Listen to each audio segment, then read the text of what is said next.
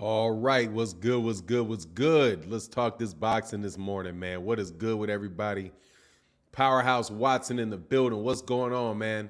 Rodrigo 100. What's going on? Giovanni Walker, Jaguar Black, Vlad's dad. What's happening, man? Ray Wallace, Gilbert Jimenez. What's happening? Mark Cardenas. Al Money got blocked for 5 minutes because you're talking smack, walking right out the gate, man. Ain't nobody trying to hear that nonsense out of you, man. I'm telling you right now, I will have no problem timing you out every time I see you, homie. I do not own Spence fans. And I'm not celebrating hip shots. Hip shots are things that land. It's just a reality, man. Grow ups, man. Stop complaining and blaming people for stuff. Johnny True Blue Staley in the building. Tago Rose, what's happening? Almighty. Kirk Douglas 15. What's popping, my man?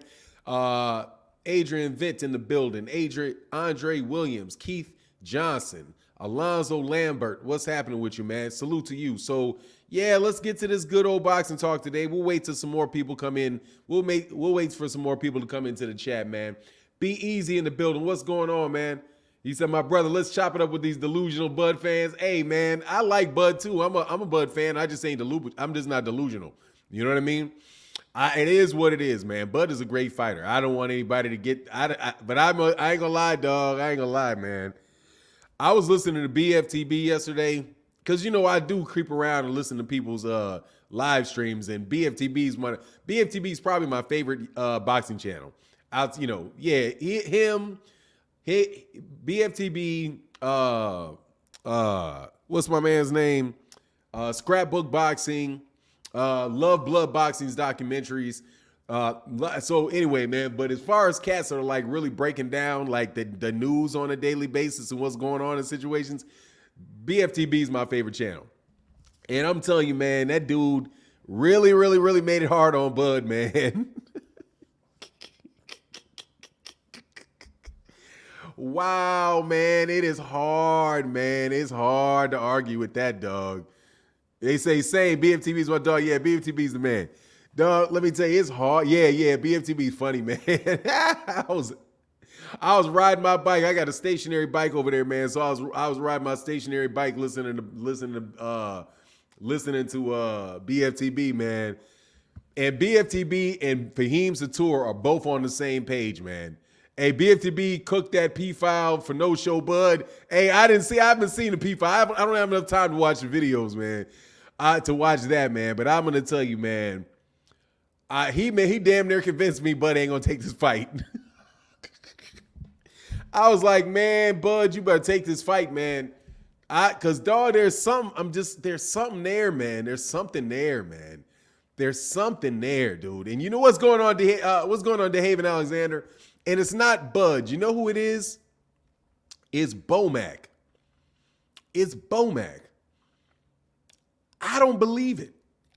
Something there, man. I just don't believe it. I don't believe it. When he said he's going to F this dude up, I don't believe it. Like, I don't believe it. You're not gonna F up.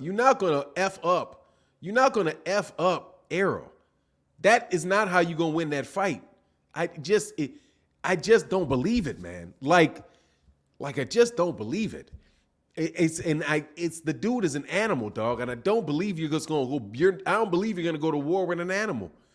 Errol is an animal, man, and I don't care anybody that says that boy ain't an animal. I don't know what you're looking at. That boy, but that's an animal over there, man. Hey, Detroit, what's going on? I said, what's up, broski? Just dropped in to buy you a coffee. Hey, thank you very much for the support in the super chat. Thank you for the coffee.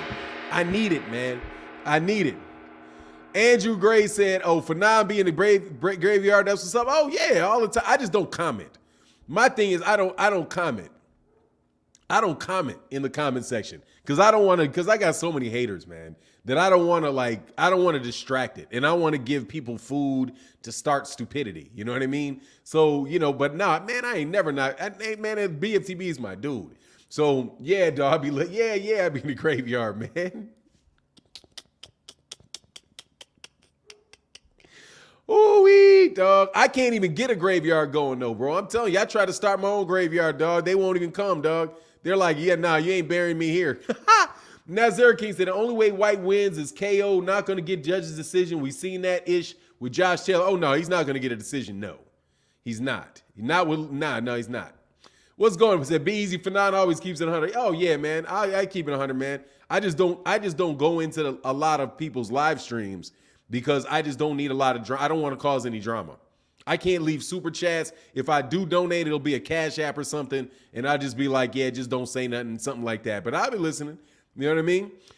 He said, been watching for 2 years, only started commenting myself, trying to be more talkative. Brandon Tudor. Yeah, that's what's up, man. Get into the conversation, man. But look, man, said Errol is good, but he's beatable. Errol is a good fighter, but he's not beating Bud. I'm telling you, boxing plug. Man, Bud ain't no animal, dog. No. Bud is a great boxer. Bud is not an animal. No, he is not. No, I'm telling you right now. No, he is not an animal. Floyd Mayweather Jr. is a great fighter. He is not an animal. He ain't an animal. Okay? He ain't out there trying to he's not doing cats like that, man. That's not no, dude. Bud ain't no animal, bro. Bud ain't no animal. I'm telling you, there's a difference. There's a difference between somebody hunting with a gun and a bear. You know what I'm saying? There's a difference with somebody hunting with a gun and somebody hunting with their mouth. You know what I'm saying? And no, it can be an animal, dog. It's different. He's an animal, man. Raymond Murphy said, good morning from the Middle East. Spence is that big fish, and Bud fans just don't understand. Much love in that super chat, brother. Thank you, man, for showing these. Thank you for the support in the chat. Thank you so much for keeping the channel going, man. Quincy Carter said, I wanted to highlight how Derrick James reiterated what I said in the chat yesterday, how Errol can't look sloppy like that against Bud. Great boxing eyes. See you like, yeah. Oh, dog, no doubt. I mean, dog, but I don't think he's going to be, man. I don't think you're going to worry about it, man. Hey, let me tell you something. Ramen Turner, I'm going to throw your ass out this chat. I'm done with you. Okay? I'm telling you, Ramen, I like you, dude, but if you keep saying that shit, you're going to be out of here. Stop it. I am talking boxing like everybody else is talking boxing, man.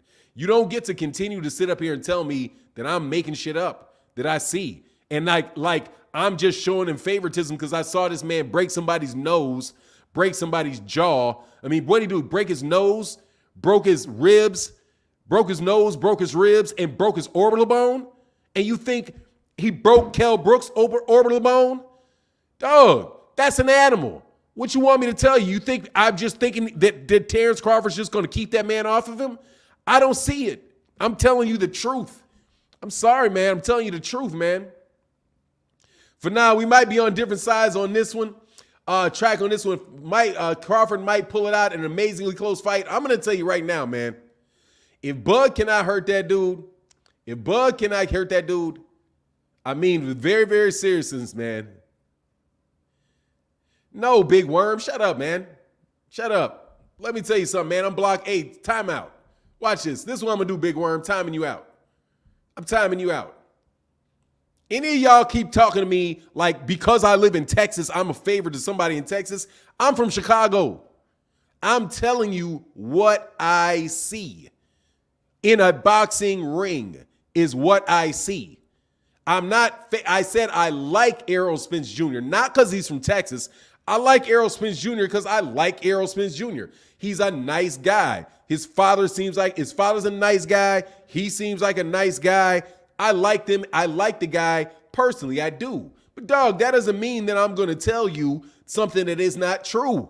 You know what I'm saying? There's all kind of people I like. I'm not going to tell you because I like who's another fighter that I like a lot. Dog, man, I like Rolly Romero. I'm not about to tell you Rolly Romero about to beat Tank because I like Rolly Romero. I like Rolly Romero more than I like Tank because quite honestly, Tank seems to me to be somebody who will smack you in the mouth just as soon as say hello to you. Okay? Gervonta Davis don't seem like somebody I'm just going to be walking around having a great old jolly conversation with, but I'm telling you what I see in that ring. That man is a extremely well-rounded, very, very, very skilled fighter. And it is going to be very difficult for anybody to beat him because of what I see on the ring, in the ring. Okay? What I'm telling you I see with Errol in the ring is the reason I'm telling you, you better be, Terence Crawford better be everything you think he is. Because, dude, if he is not, and if he is any way, shape, or form off point, he's going to get mauled, man. He's going to get mauled.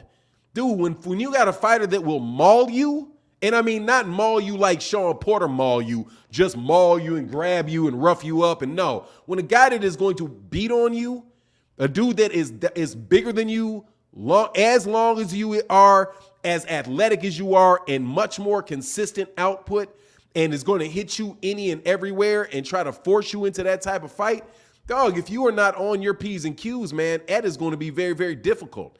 Now, I want to know why you guys think I'm making that shit up. You know what I'm saying? I'm not making that up. I'm not making that up. Say, Mr. J23 said, morning, Fanon. Ugas almost got that flash knockdown that I was joking about last week. Yeah, he did. Mr. J23, yeah, man. That's hilarious, man. Much love in that super chat, brother.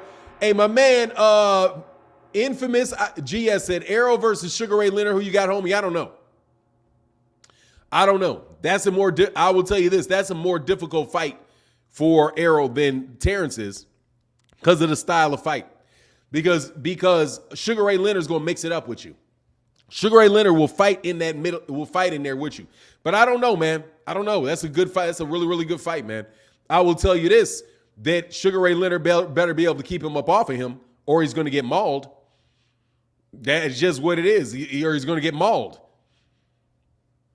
That kid right there is going to maul you. And maul you, is that the right word? Yeah, he's going to maul you, man. I don't know, man. I don't know. I have to think about that. I'm telling you what, I think it's a closer fight than a lot of people say. Why Spence couldn't rock Porter and Bud did talk about that. What do you mean he didn't rock him? He knocked him down. Jay Holland. What do you mean he didn't rock him? He knocked him down. He did rock him. He knocked him down. Talk about that. How about you talk about that? How about you talk about the fact that he did rock him? He dropped him. He dropped him. And I don't even want to get on that Porter stuff, man, because his father quit the fight. Raven Murphy said, Bud fans are not paying attention. If they were, they would realize almost everyone he dominated are not the same fighters anymore. Look, man, it is much love in that super chat, Raven Murphy. That's what I'm looking at. That's what I'm looking at. Y'all better, I'm just telling you, man. Look, man, y'all better hope that there ain't no illusion there, man. Y'all better hope that there ain't no illusion there, man. You better hope, because seriously, those guys, and no joke, those guys were not the same fighters they were before. All those guys were on the downside of their career, all of them, man. And Amir Khan, dog, that was a melee of a fight, Amir Khan. I mean, come on, man. Amir Khan, you know what I mean? Amir Khan, Kell Brook, who has already been done by the time he got in the ring. He has not fought, he didn't fight I'm telling you, the only guy that I thought that he fought at the welterweight division, Bud, really, that I thought was even like the border minimum, and I'm telling you, he was a minimum acceptable fighter. I got you. The minimum was Sean Porter, and he quit. Let me slide back up, man, because I ain't missing anybody's super chats today. I made sure I got you, though, Quincy Carter. Quincy Carter's, oh, my bad. Yes, I did. Man, God dog, Martin. Look, that's for Errol, Floyd, Danny, Kell, Ugas. That's 4 for Errol, Floyd, Danny, Kell, and Ugas. What you mean? That's 4 for Errol, Floyd, Danny, Kell, Brook, and Ugas. Oh, that he busted cats up? Hey, I'm just trying to tell you, man. Please, y'all don't get mad at me, man. And my girl, okay, my man Raymond Murphy in that super chat. Thank you, brother. Man, y'all, thank y'all for making my channel successful. Thank you. Hey, Fanon, I like how you keep things 100. Keep up the good work, my brother. Thank you, Barbara Davis. I appreciate you. Thank you so much for that support. And I love your picture. Love your picture. Hold on one second. YouTubers in the building. What's going on, man? Much love. Thank you for the support, YouTube. Appreciate you. Appreciate you, YouTube. Yeah, exactly. Now, look, man. I'm just saying here, man.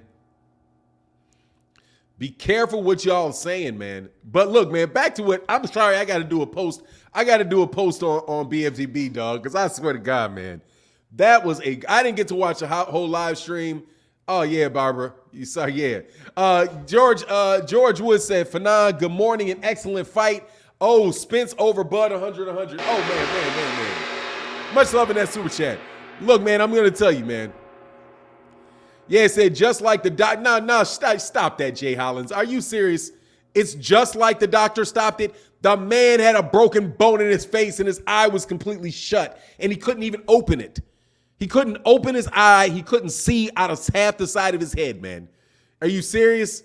You serious? You think jumping up and down? You think jumping up and what's going on? Man, when am I going to get you on a channel? What's blazing in sports? What's going on? What's blazing in sports? He said, as long as Spence doesn't crack Crawford's eye sockets, Crawford got this. Hey, man, I'm telling you right now. Man, I don't see it happening, man. I'm telling you, I don't see it, man. I don't see it, man. I don't see it, man. I don't see it. Y'all better, number one, man, that dude better not get old in that ring. He better, let me see how old Bud is, dog. First of all, he said, yeah, it's about keeping people safe and alive. Let me say, plus a broken rib and nose, dude. Seriously, man. Yeah, Spence got rocked. Yeah, absolutely he got rocked. Yes, he did. Now, hey, Jay Hollins, thank you for saying something that's actually true. I appreciate you. Yes, he got rocked. He absolutely did. He did something stupid. Now, watch, here's the truth. Try this, Jay Hollins. I'm going to tell you the unadulterated truth in this mug. Errol Spence Jr. looked a little bit off in the first. His timing looked off in the first couple rounds with his big shots. He looked over anxious. And also, what else did he do? He also made a very, very stupid mistake of not protecting himself at all times. And he got hit. He looking the other direction, got hit full-fledged by a world-class welterweight who had time to wind up and hit him when he wasn't looking. That could have knocked a lot of people out. But what Errol did was he rocked back. He rocked back to the ropes, gathered himself. The ref gave him his mouthpiece back, and then he went back to beating the dude up. Okay, and then he stopped him hurt him really, really badly. Hey, Mr. J23 said, hey, Fanon, is it true that Sean Porter hasn't spoken to Kenny since he stopped the fight? Nah, not according to, I don't think that's true. I don't think that, now I will tell you this, I don't think that Derek James is lying, because I don't think maybe Derek James doesn't listen to everything Sean Porter says, but Sean Porter said that he had lunch with his dad. I heard him on the Porter podcast saying he had lunch with his dad.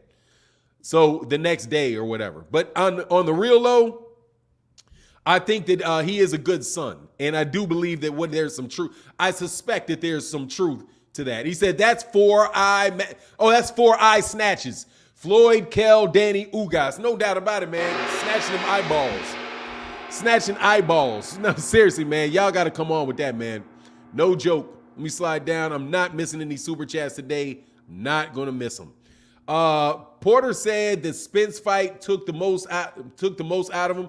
Look, man, here's the thing, man. And you guys can disagree with me. I'm telling you, it's sounding one-sided because I already think Jay Hollins, I'm gonna throw you. Hey, look, Jay, you gotta say something sensible or you're getting. I'm not blocking you, Jay Hollins, but seriously. You gotta think a little bit more carefully about what you're saying, man. All right. You gotta up your level of conversation, man. That's just a slap on the wrist for you needing to up your conversation, man. All right. He's gonna duck him. Well, when he ducks him, let me know. When he ducks him, let me know when he ducks him. All right. As of right now, he's got an undisputed fight sitting in front of him, and we'll see if he ducks him. All right. I will tell you though that right there is another beast, dog. No joke about it. That boy right there is a beast. And my man excuse me. My bad, man. And my man, first of all, in the Cash App, thank you so much for that support. My man Ray T51 said Errol Spence has proven to be the best at 147. And he still got to prove it, but this is my thing. I'm gonna break down Terence Crawford for you right now, and I'm gonna break him down in the sense that I'm not. And my man, be easy in that building. Much said, I got 6 on it. Thank you, brother, for that support and keeping the channel going, brother. Thank you for keeping that support and that channel going, man. Because y'all the only reason we can do it. I'm telling you. Thank you so much for making the live streams a success. Why everyone act like Spence? Jay Hounds, you'll be back in a minute, man. You just got to talk like you got some sense, man. Why everybody like Spence is the only one who makes mistakes? They are desperately clinging to it. They're desperately clinging to something. But let's break this down, man. I'm telling you. The level of competition for Bud is not there. And I really do mean it. I really do mean it. Okay? Hunter Young said, I'm about to panhandle, sell swampland in Florida, and smuggle daily old bread to make it to the Spence Bud fight if it happens. Oh, man, huge fight, dog. Huge fight. Ooh, huge fight. I can't wait. If he fights, if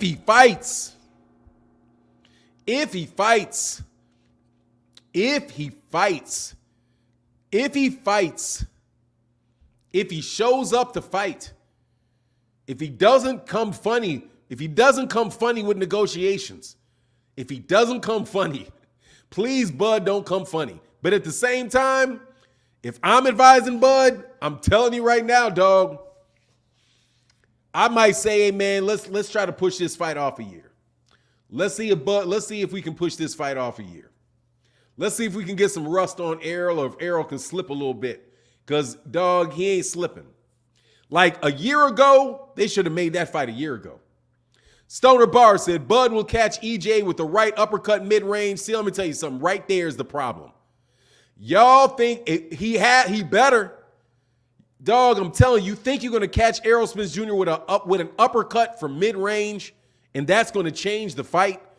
Dog, that man, that is not, dog. That's why I can't put my money there. Because that's what I think he needs to do. He's going to have to catch Errol. He's going to have, if he beats it to win a fight like he's been winning the fights, I think he has to beat Errol in a different way than he's been winning fights, man. Catching a guy coming in or catching him slipping, right? I don't think is going to work with Errol because there's not enough time to think. Like, outthinking somebody when you don't have a lot of time to think, and every time you're sizing him up, he's throwing punches, you don't have as much time to think. It's the whole speed chess thing, man. I'm telling you, if somebody is being calculating and they're feeling each other out and having those type of fights where, they're moving, trying to edge for position, dog. The guy has, what does he throw? Like 738 punches. He averages 78 punches around. So 78, how many top punches is 78 divided by 3 is what? 78 divided by 3 is 2, is it 2.2 or something? 20 punches. It's like 20 punches. Dude, that's 20 punches a minute. That's 23 punches a minute. He's throwing like this.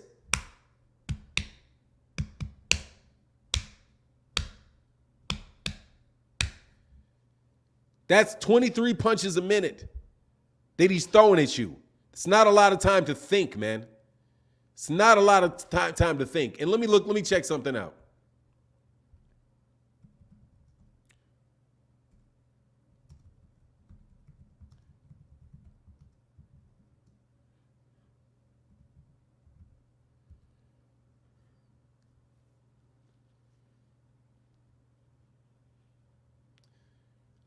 Terence Crawford has, what is this? Where is this? I wish we could just look up. Okay, so let's look up the Terence Crawford, Sean Porter punches just to see how accurate he is. Not how accurate, how many punches he throws. All right, so in round Crawford, or do they have total? Okay, they got totals. All right, so punches per, he threw total punches, he threw 328 punches. He threw so he's averaging 28 punches a round. Oh, that's landed. No, that's total punches landed. He landed, total punches landed. God, hey, I have a hard time reading this. Where are the total punches? Oh, total punches, body landed. Total punches, body landed. Where's this how many punches he threw? Jabs and power punches. All right, so in round one, Terence Crawford threw 15 punches in round one. He threw 36 punches in round two. He threw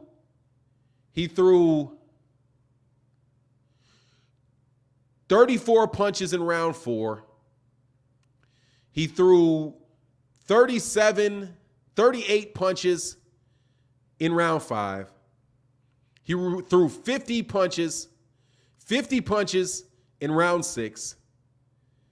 He threw 23 punches, and then he threw busy round for him, the busiest round of the fight. He picked up the pace in 8. And he threw, 39. He threw 39 punches in round 8. Then he threw 41 punches in round. Dude, that is half the punch volume. That's half the punch volume. He's throwing, for the first 6 rounds, dude, he's literally throwing 20 punches. You throw 20 punches on a guy that's throwing 78, how are you going to win a round? And how many Sean Porter throwing? Sean Porter, who's a busy fighter, was throwing 19 punches, 55 punches. In round 3, Sean Porter, let me make sure I did that. He threw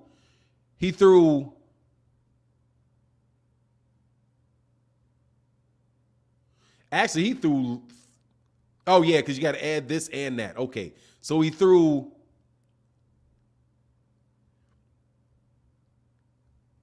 Porter threw 31 punches,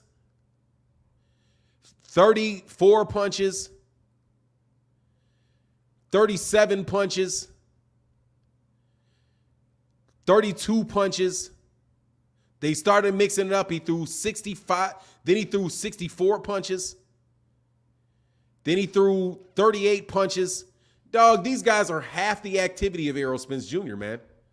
Literally half the activity, man. Half the activity. That's where I'm telling you, man, that's a different beast, man. When you got a guy throwing that many shots, and he's right there throwing them shots. J-Board 904, much love in that super chat. Yeah, you can figure somebody out when they're not throwing. When you have more time to figure them out. When they're not throwing. They're not as active. It's tougher when a guy is more active, man. Anyway, Patrick Bell said, "Good morning, Fanad. Good morning, man. Thank you, brother, for that support. Thank you so much, man. Thank you so much. Let me slide back up here. Make sure I didn't miss that, man. J-Bird 904. Much love in that super chat. J-Bird 904. Thank you, man, for that support." That's where I'm on that, man. You guys acting like this it's a different beast, man. Robin Soto says, Spence versus Crawford fight. Boxing needs who thinks boxing needs. Who you think needs to prove himself more, Spence or Crawford, considering Spence has already been undisputed? I don't think either one of them need to prove themselves. I think they're both already proven fighters. They're already there. They're already proven fighters, man. Already proven fighters. Terence Crawford was a proven fighter before he got there. Terence Crawford was a proven fighter before he got there.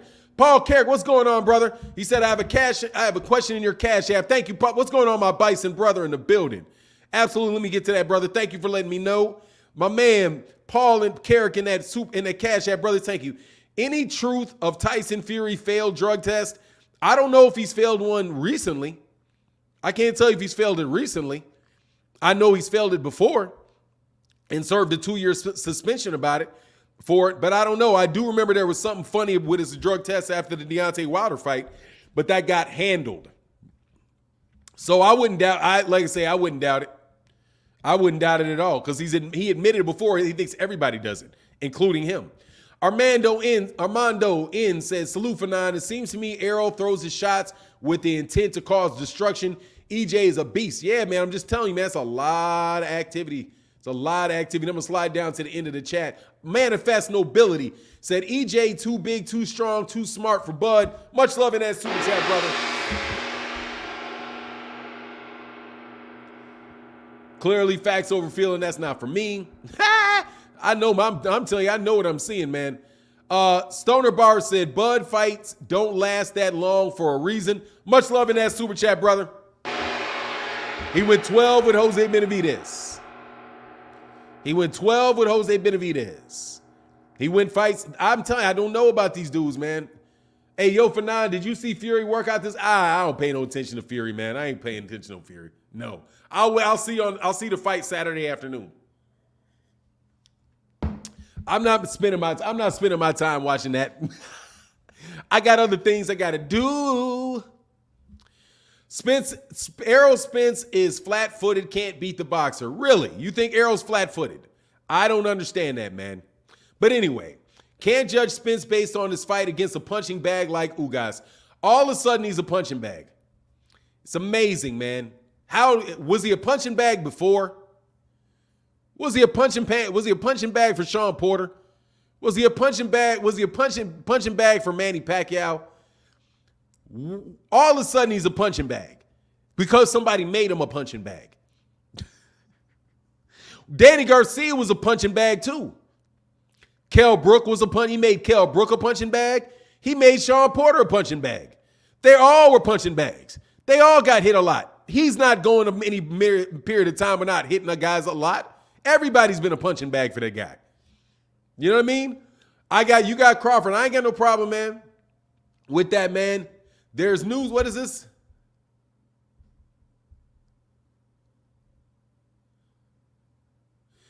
Boxing Plug said there's news going around that Vada took down a Twitter post that Fury failed his drug test. Hey, maybe it was a typo.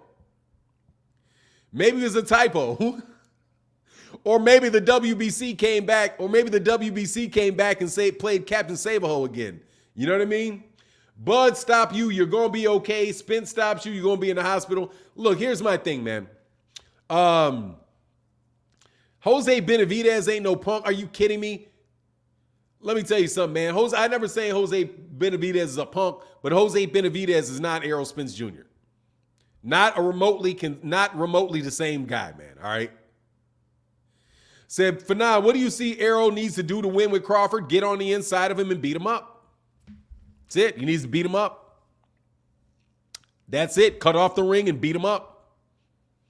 That's it. That's all I think he needs to do. I think he needs to do the same thing. He just did to Ugas. Get on the inside and beat his ass up. Period. Not complicated at all for him. Fight his fight. That's it. And he needs to make sure that he doesn't have momentary lapses and allow Terence Crawford to hit him with something big. That's it. He needs to eliminate Errol Spence Jr.'s. He needs to eliminate the big shot from Terence Crawford. He needs to pressure him in the beginning of the fight and force Terence Crawford to engage into fight from the first round.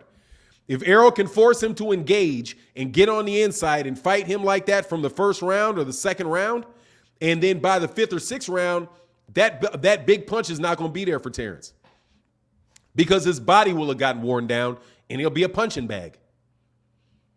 That's what happens when you get on the inside and you sit there and you do that. He said he won't let it happen. How is he not going to let it happen? How is he going to not let it happen? By retreating?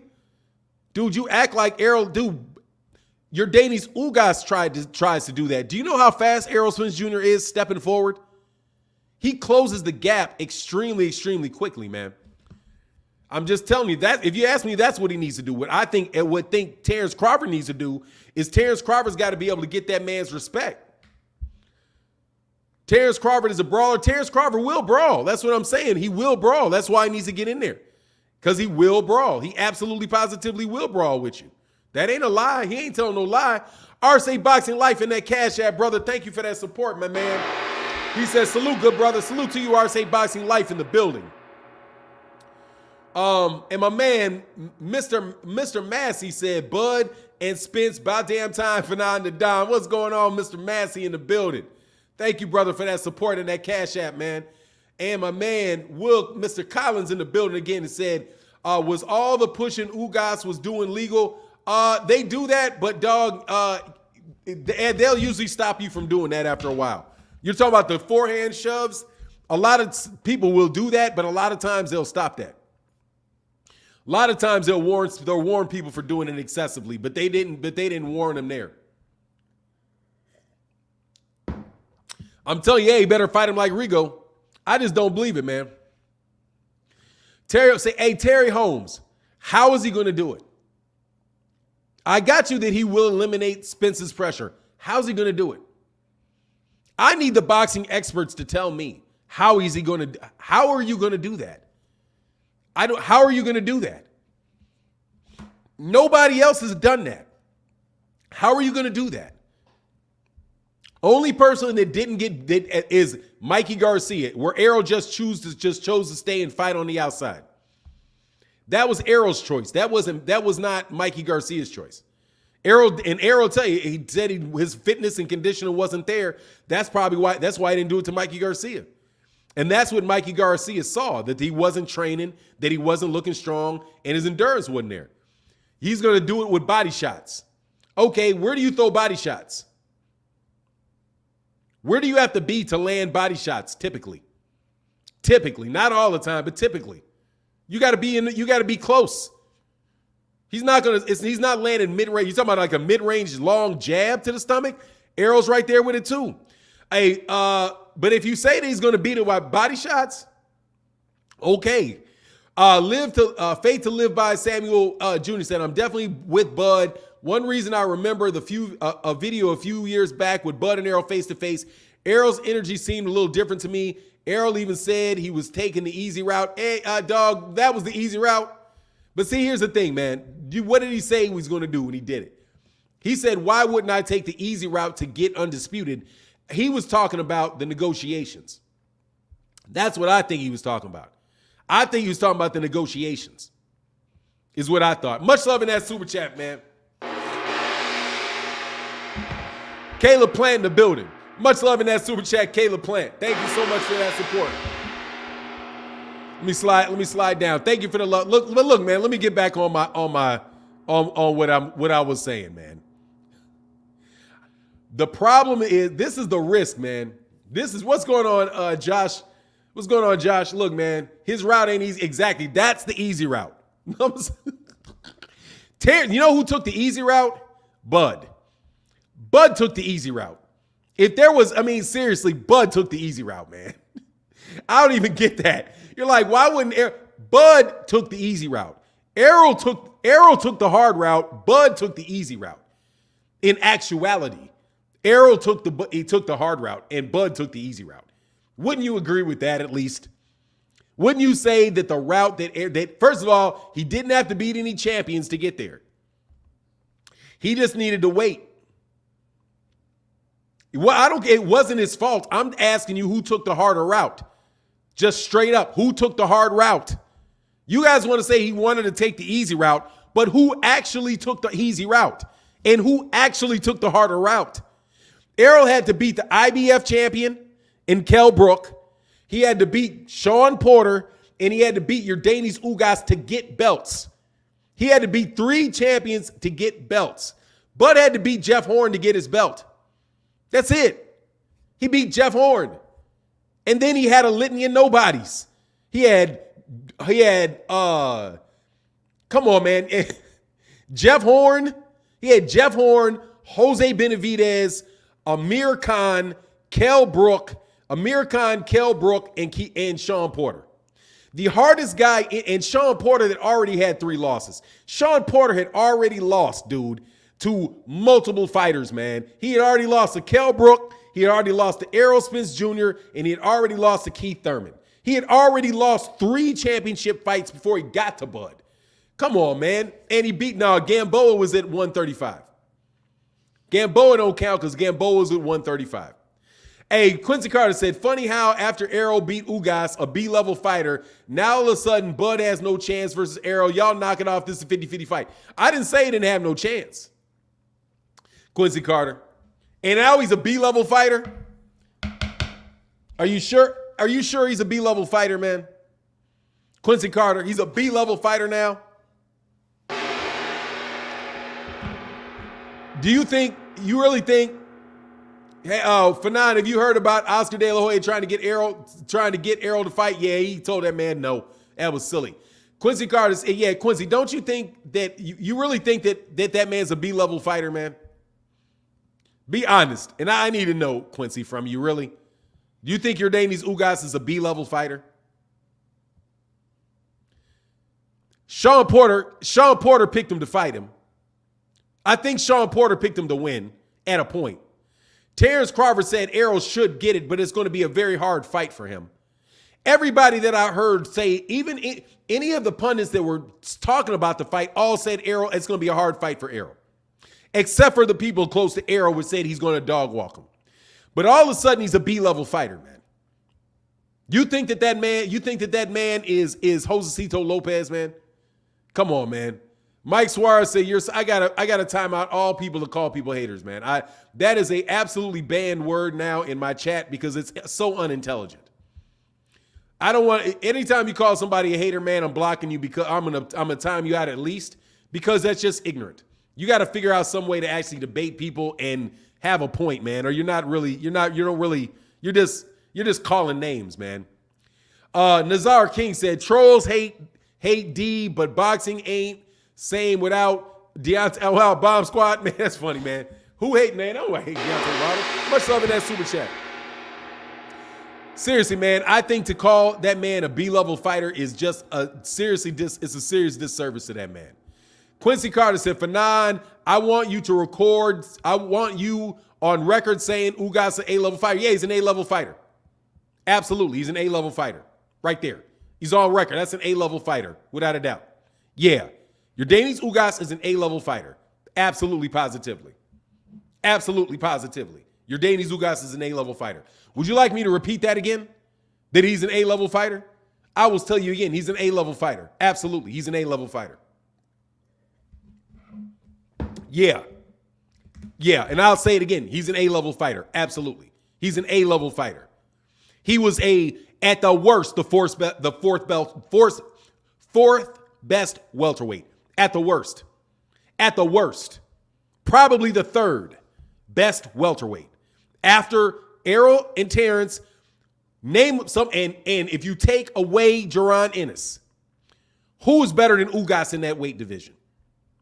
Sean Porter, Keith Thurman, Danny Garcia. Who's better than Ugas? Who's better than Ugas?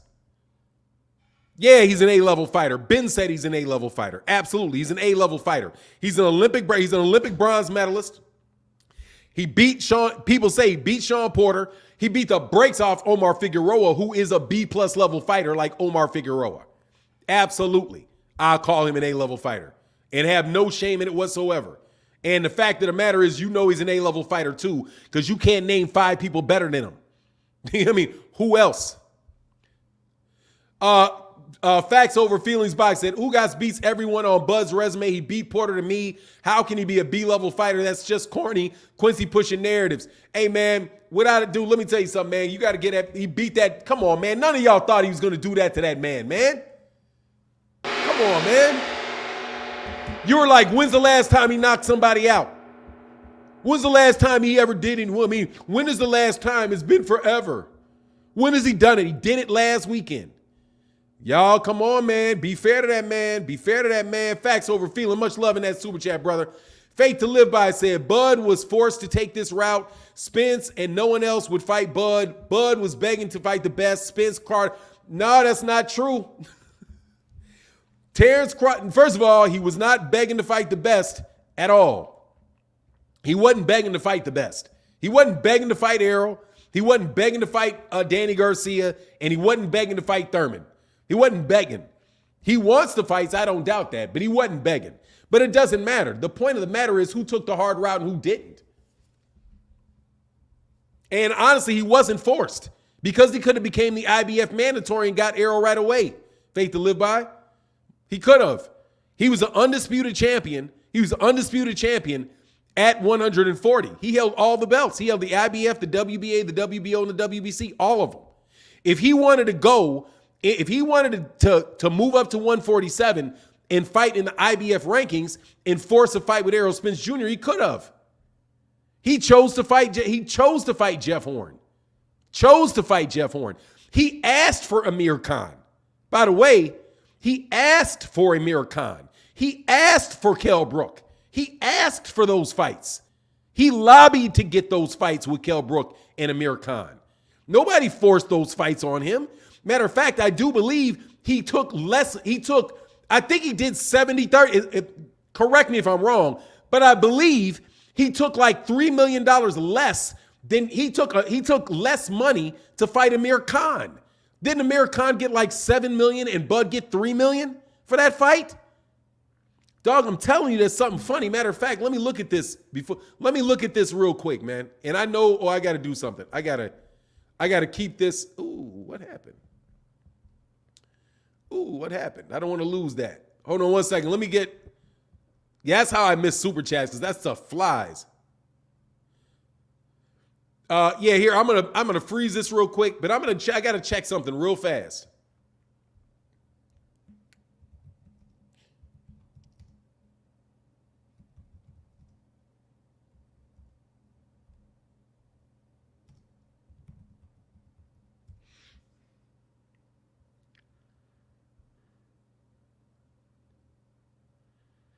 Dog.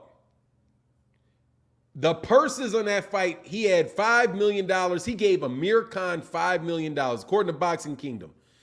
$5.5 million for Terence Crawford, $5 million for Amir Khan.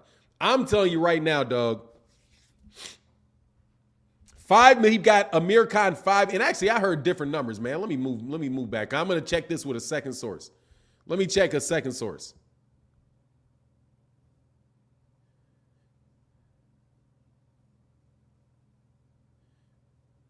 Yeah, he made that. Okay, so they said it's the same thing. So it's 5 and 5.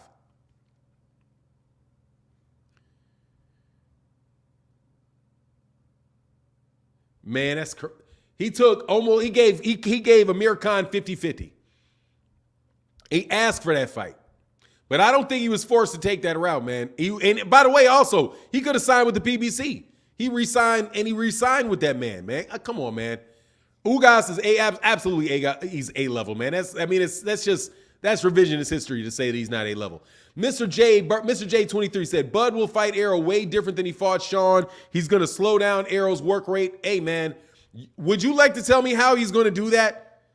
I want to hear it, man. Much love in that super chat. I see that type of explanation doesn't make sense to me. Like, what is he going to do to slow down his work rate?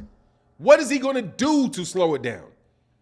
Errol's not just going to decide to slow down. He's not just going to say, let me slow down. I think, oh, Bud, hey, Errol, slow down. And Errol be like, oh, yeah, Bud, okay, I'll slow down. What's he going to do to slow him down? What's he going to do to slow him down? I would absolutely, you get timed out for calling people haters, man. I'm telling you. Right away. You're getting timed out for calling people haters.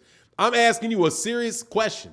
And I need to get, at least you guys can tell me, give me something technical that he's going to do because I don't see it.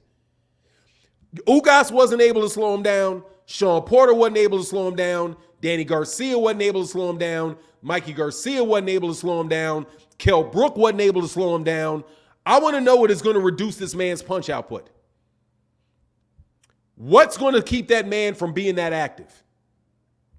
If you can tell me that, other than he's going to do it, I don't know how I can take, I don't know what that means. I'm asking you seriously, is somebody that maybe I'm novice in this regard. Maybe there's something you see that I don't see. I just don't know how is he going to do it? Is he going to keep a jab in his face and counter him and hit him with big shots as he tries to come in? Time him on the way in and move? Is that what he's going to do? He doesn't do that to other people. He doesn't throw enough punches. He's throwing 20 punches around. How's he going to do it? Is he going to be in the pocket with him, slipping shots on the inside, countering him on the inside in the mid-range to make that dude think about throwing body shots? Right? I've never, and then let me know where you've seen him do it at. Like with Mayweather, dude, I can tell you where I've seen Mayweather do that. I can tell you where I've seen him do that. Where he's had somebody that was a very, very active fighter. I can tell you how he did it. Because he was able to fight on the inside with them, and he's slipping shots and countering them with big shots on the inside. So the guy has to think twice. He's like, I don't know if I even want to get in there on him because he's hitting me with big stuff, and I'm not really hitting him very cleanly. Like Floyd would stand, like I would tell you how Floyd would do it. Floyd could probably stand there right in front of Errol and blocking shots with his shoulders and countering them right away and hitting him with a lot of counter shots. And I've seen Errol do, and the reason I say Floyd could do that is because I've seen Floyd do that. I saw him do it early in his career. I've seen him do it against Jose Luis Castillo. I saw him do it against Gennaro Hernandez. I've seen him do it against Diego Corrales. I've seen him do that against a multitude of, I've seen him do it multiple times against fighters who want to fight him on the inside. I've seen him do it against Marcus McDonough. I've seen him do it over and over and over again. I've never seen Bud do that. When I've seen Bud get people up close, I've seen Bud get rocked by left hooks just hitting him. Like boom. And then he gets rocked and then he goes at the guy with big shots and throws like a sneaky uppercut, like a over-the-top fight punch that he turns into an uppercut, boom, and hits him with that big uppercut and gets him out of there with a big shot. So what I would say Bud needs to do is he's gonna have to hit him with that big shot. And I don't know if that's gonna be there against Errol Spence Jr. I just don't see it. It's not me hating on Bud. If you ask me what Bud was gonna do with Ugas, I think he may be able to do that with Ugas. Because Ugas wants to get inside, but Ugas ain't throwing anywhere near that amount of punches, man. He doesn't have a work rate like that. Quincy Carter said the same guy that lost to Amir Imam and he's A-level. Yeah, man, absolutely. The same guy that lost to Amir Imam by decision is an A-level fighter. Absolutely, positively, he's an A-level fighter. Guess what? Let me see. Hey, Quincy Carter. Let me humor you, Quincy.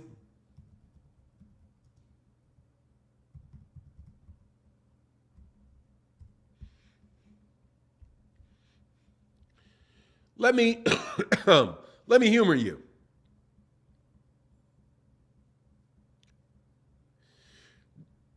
Do you think somebody that would lose to Quentin Mitchell is an A-level fighter and fight to and get a split decision, a split draw to Segundo Mercado is an A-level fighter? Do you think so? Do you think so? What about a guy that lost to, let's see who else. Yeah, I'm not going to go. That's Bernard Hopkins. Bernard Hopkins lost to him in his first fight. Do you think that he's maybe a world-class fighter? But let's see. Yordanis Ugas.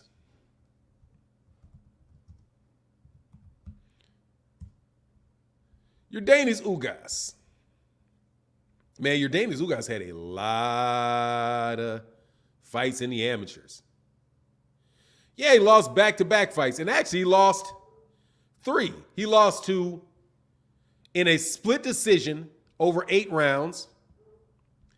He lost in a split decision, and he lost in a unanimous decision over 8 rounds. An 8-rounder, a 10-rounder, and an 8-rounder. Unfortunate for him. But yeah, he's an A-level fighter. Absolutely, he's an A-level fighter. Phil Sloan in that super chat said, I didn't know AB level fighter could beat Pacquiao. Look, he don't believe he's a B level fighter anyway. He didn't say it before the fight. Quincy Carter didn't say that before. Hey, Quincy, when did you figure out he became a B level fighter? Yesterday? Fanon, he just lost to an A level. Nah. Errol's an A plus level fighter. A level fighters are the top guys in the weight division. Those are the A level fighters. If you can't name 5 fighters better than the guy in his weight class, he's an A-level fighter. Period. How are you going to grade somebody that is the world champion as a C? Dude, he's the top-notch fighter. That's an A-level fighter. That doesn't mean that you're the best fighter just because you're an A-level fighter. Errol's an A-level fighter. Sean Porter's an A-level fighter. Kell Brook is an A-level fighter. Amir Khan is an A-level fighter with no chin, but he's an A-level fighter. He's just got no chin, right? In his career, he was an A-level fighter with no chin.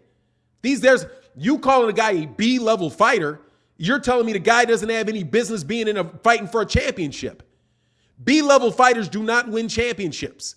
They don't even get shots at championships unless they're just fodder. I mean, are you trying to tell me that he's like Jamal James? Is that what you're telling me? That Yordenis Ugas is on the same level as Jamal James? That he's on the same level as that he's not, dude. Regis Prograis an A-level fighter. You don't think Ugas is the same level of fighter as Regis Prograis is? Come on, man. Be fair to people, man. That man ain't no B-level fighter just because it fits your argument. Quincy, because you're just trying to make it fit your argument. I'm not saying anybody that Bud beat is a B-level fighter. They're not B-level guys. They're A-level guys. Egis Kalvanakis, is that an A-level fighter? That's a bet. He may be a B-plus level fighter, because what happens every time he jumped in there fighting for a belt? He got knocked out. That's a B-level fighter. B-plus level fighter is Egis Kalvanakis. Not Yordenis Ugas. Come on, man. You're not doing right by that dude, man. Eugene McDougallberry said, how is Ugas a B-level fighter but beat Bud in the amateurs? I don't know how you be a B-level fighter and you win an Olympic bronze medal. I don't know how you can be that. Much love in that super chat, bro. Man, come on, man. That's just not right, man, doing cats like that, man. Hey, man. A B-level fighter? Wow, stop, bro. Hey, Everett Platter, you got to say something intelligent, man. Facts over feelings box said, Bug got dropped by Mean Machine on the inside. Ugas beat Bud already. Yeah, he beat him in the amateurs. You know, I'll say that. It's the amateurs. It's not the pros. It's not a 12-round fight. You know what I mean? And he also, has a different, it's a different phase, man. My man, Arce Boxing Life in that super chat said, Ugas is definitely a A-level fighter. Spence made him look like a B-level fighter. Man down. Let me tell you what Arce Boxing Life with Errol and Terence can be. Errol and Terence can be generational fighters. Those guys can be the best guys in their generation. There's only a certain number of fighters on that level. They're not just A-level fighters. Floyd is not you cannot describe Floyd Mayweather as an A-level fighter, or Manny Pacquiao as an A-level fighter, or Roy Jones as an A-level fighter, or Bernard as an A-level fighter. Those are Hall of Fame level fighters. Hall of Fame level fighters. They're not just A-level fighters. But if you're trying to tell me that Yordenis Ugas is a B-level fighter, then come on, man.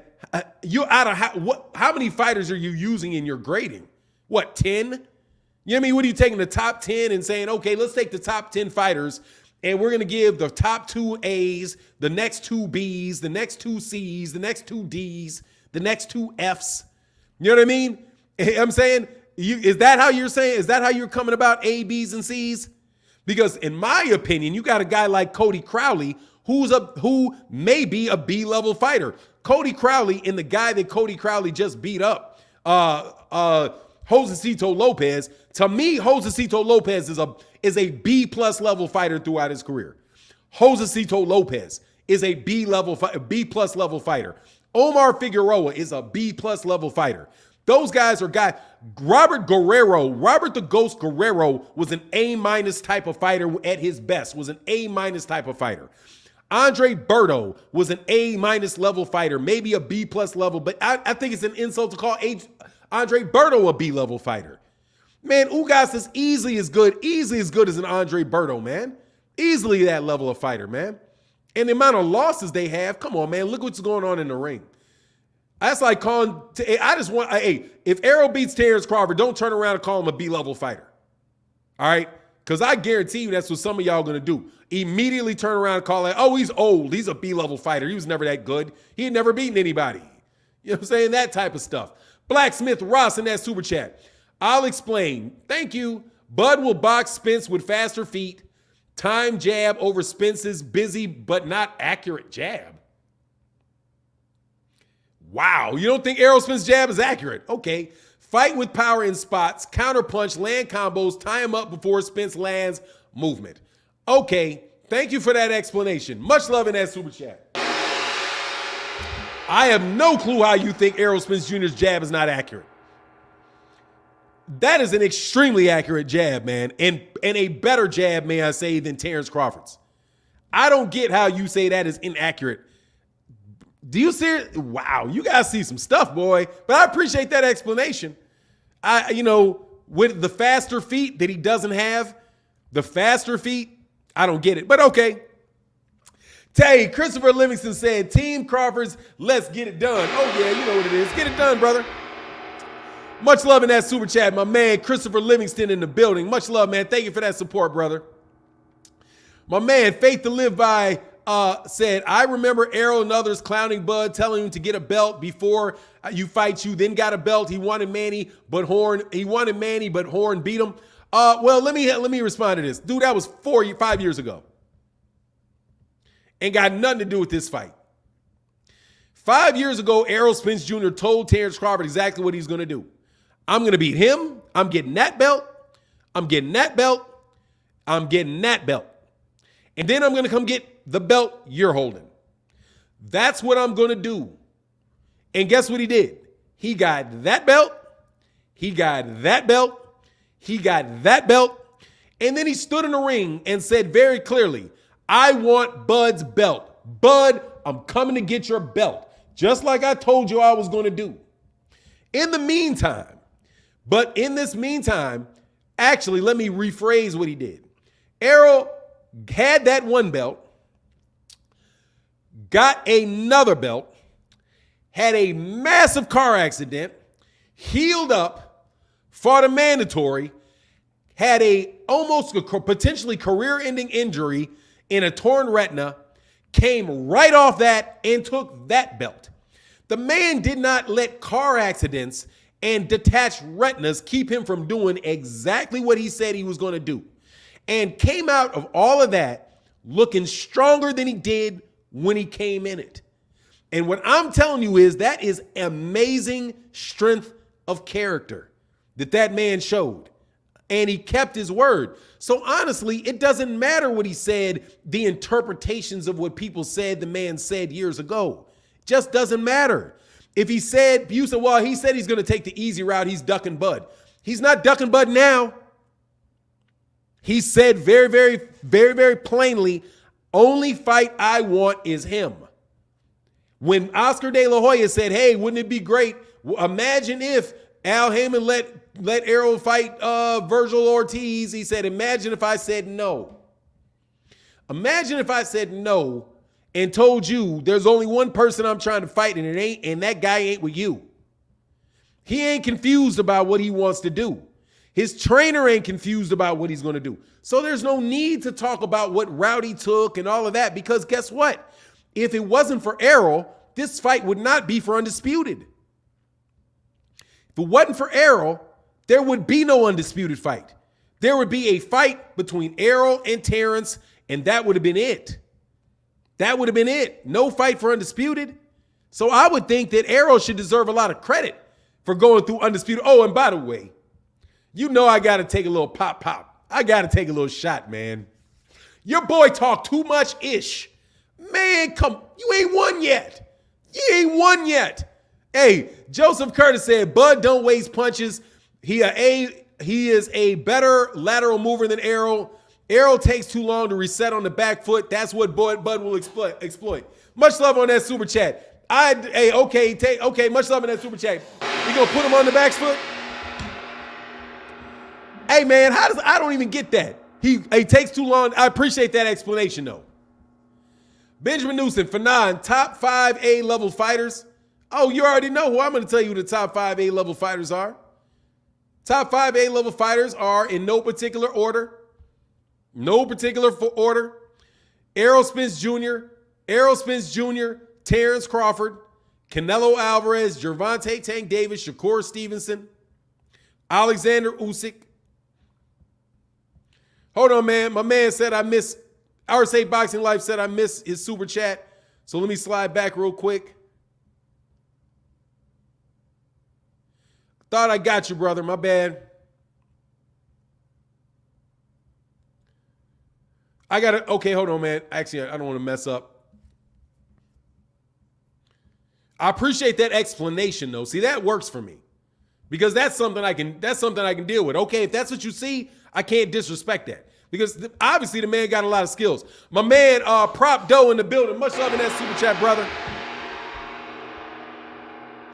A-level you, A-level me, everybody A-level. I mean, just, hey, look, man, just don't act like that, man. All of a sudden, Ugas is trash. That's not convincing, man. I don't believe it. Because nobody was saying, I didn't hear anybody of y'all saying, oh, man, this is a bullshit, excuse my language, this is a BS fight. Errol's going to roll through him and break his eye socket. I didn't hear any of y'all say that. All y'all were like, Errol ain't the same. Errol's going to be affected by that eye. Ugas going to target his eye. Errol's going to be too slow. Errol's going to be too this, too that.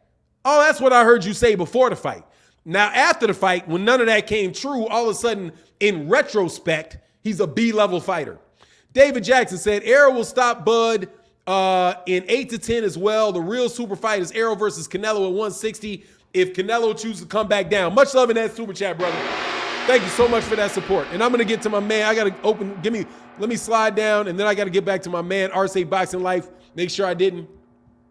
Blacksmith wrong. It's weird how Jeff Horn and Ugas beat Pacquiao, but Horn is a bum and Ugas is great. This is madness. Ugas and Horn got beat by Spence and Bud because they are B-level guys. Stop pumping up Ugas, but not Horn. Excuse me, Blacksmith Ross. Excuse me. I said that I thought Ugas would be that he would be able to beat him. I'm not betting it off the Manny Pacquiao fight. I'm taking it off the fact that the man beat Sean Porter. I'm saying it because the man beat Sean Porter because that scenario. The fact that he legitimately had a one-sided win over Manny Pacquiao is different than the fight with Jeff Horn and Manny Pacquiao, man. Now, Blacksmith Ross, let me ask you a question. Are you equating Jeff Horn to Yordenis Ugas? Because you know I got your super chats on record, Blacksmith Ross. Are you trying to tell me that you think Jeff Horn and Ugas are the same level fighters?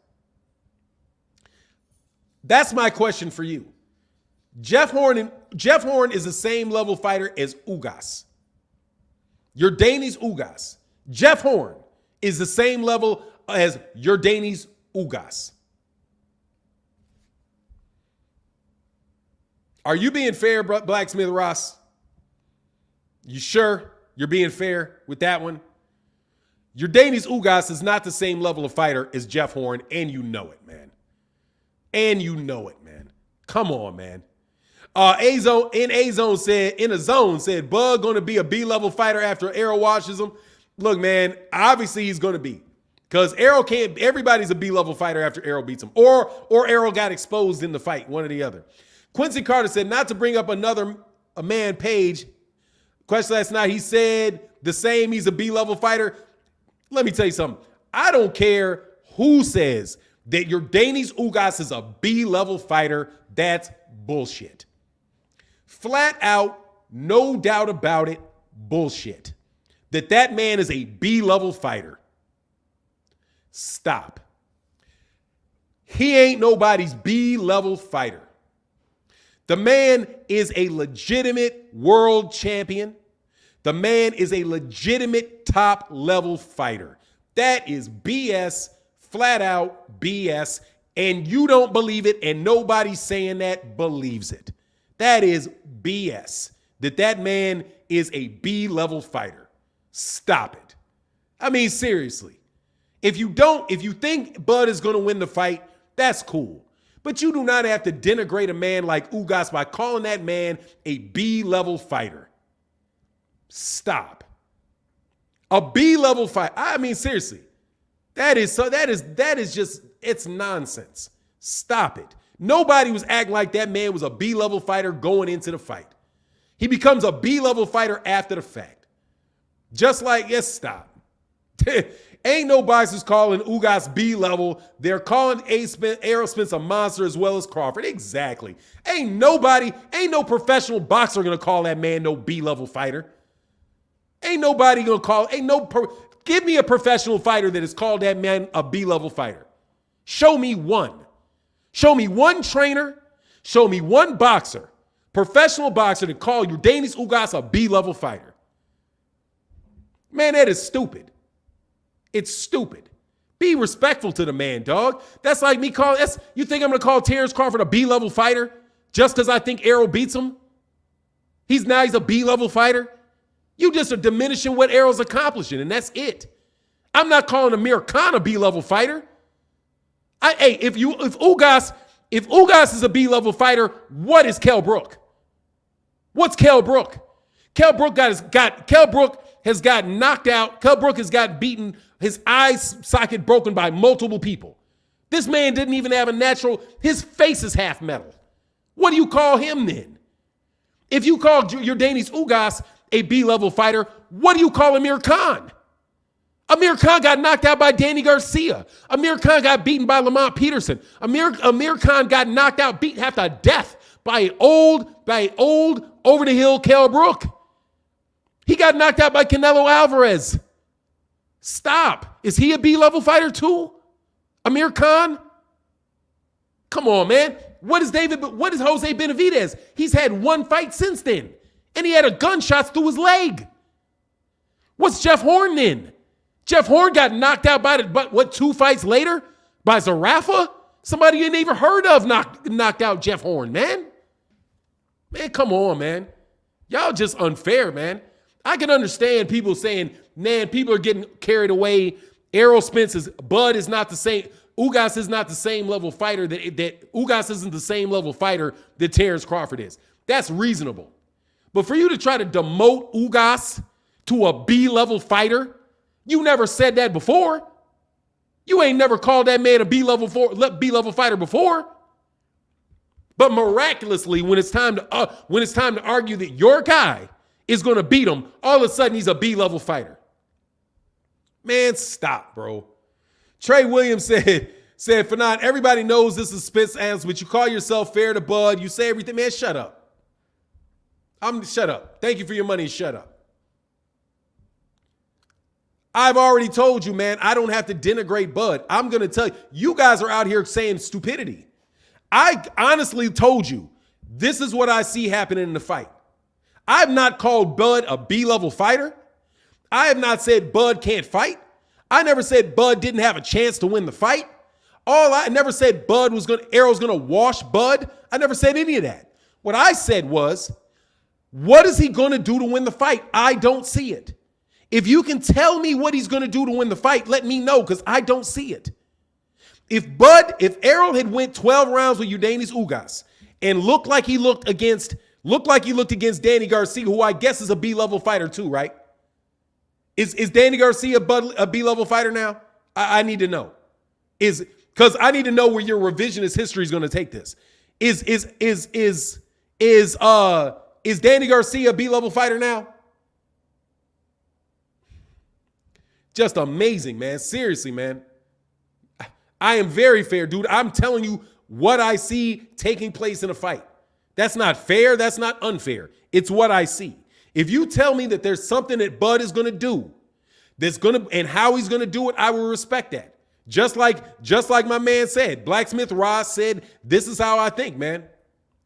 He said, no, look it up, Fanon. I'm not just talking. I'll pressure you with facts. Spence landed 8% of jabs on Ugas, low percentage against Ugas head movement. not Whitaker or Mayweather defense, just facts. Look, let me tell you something, man. Blacksmith Ross.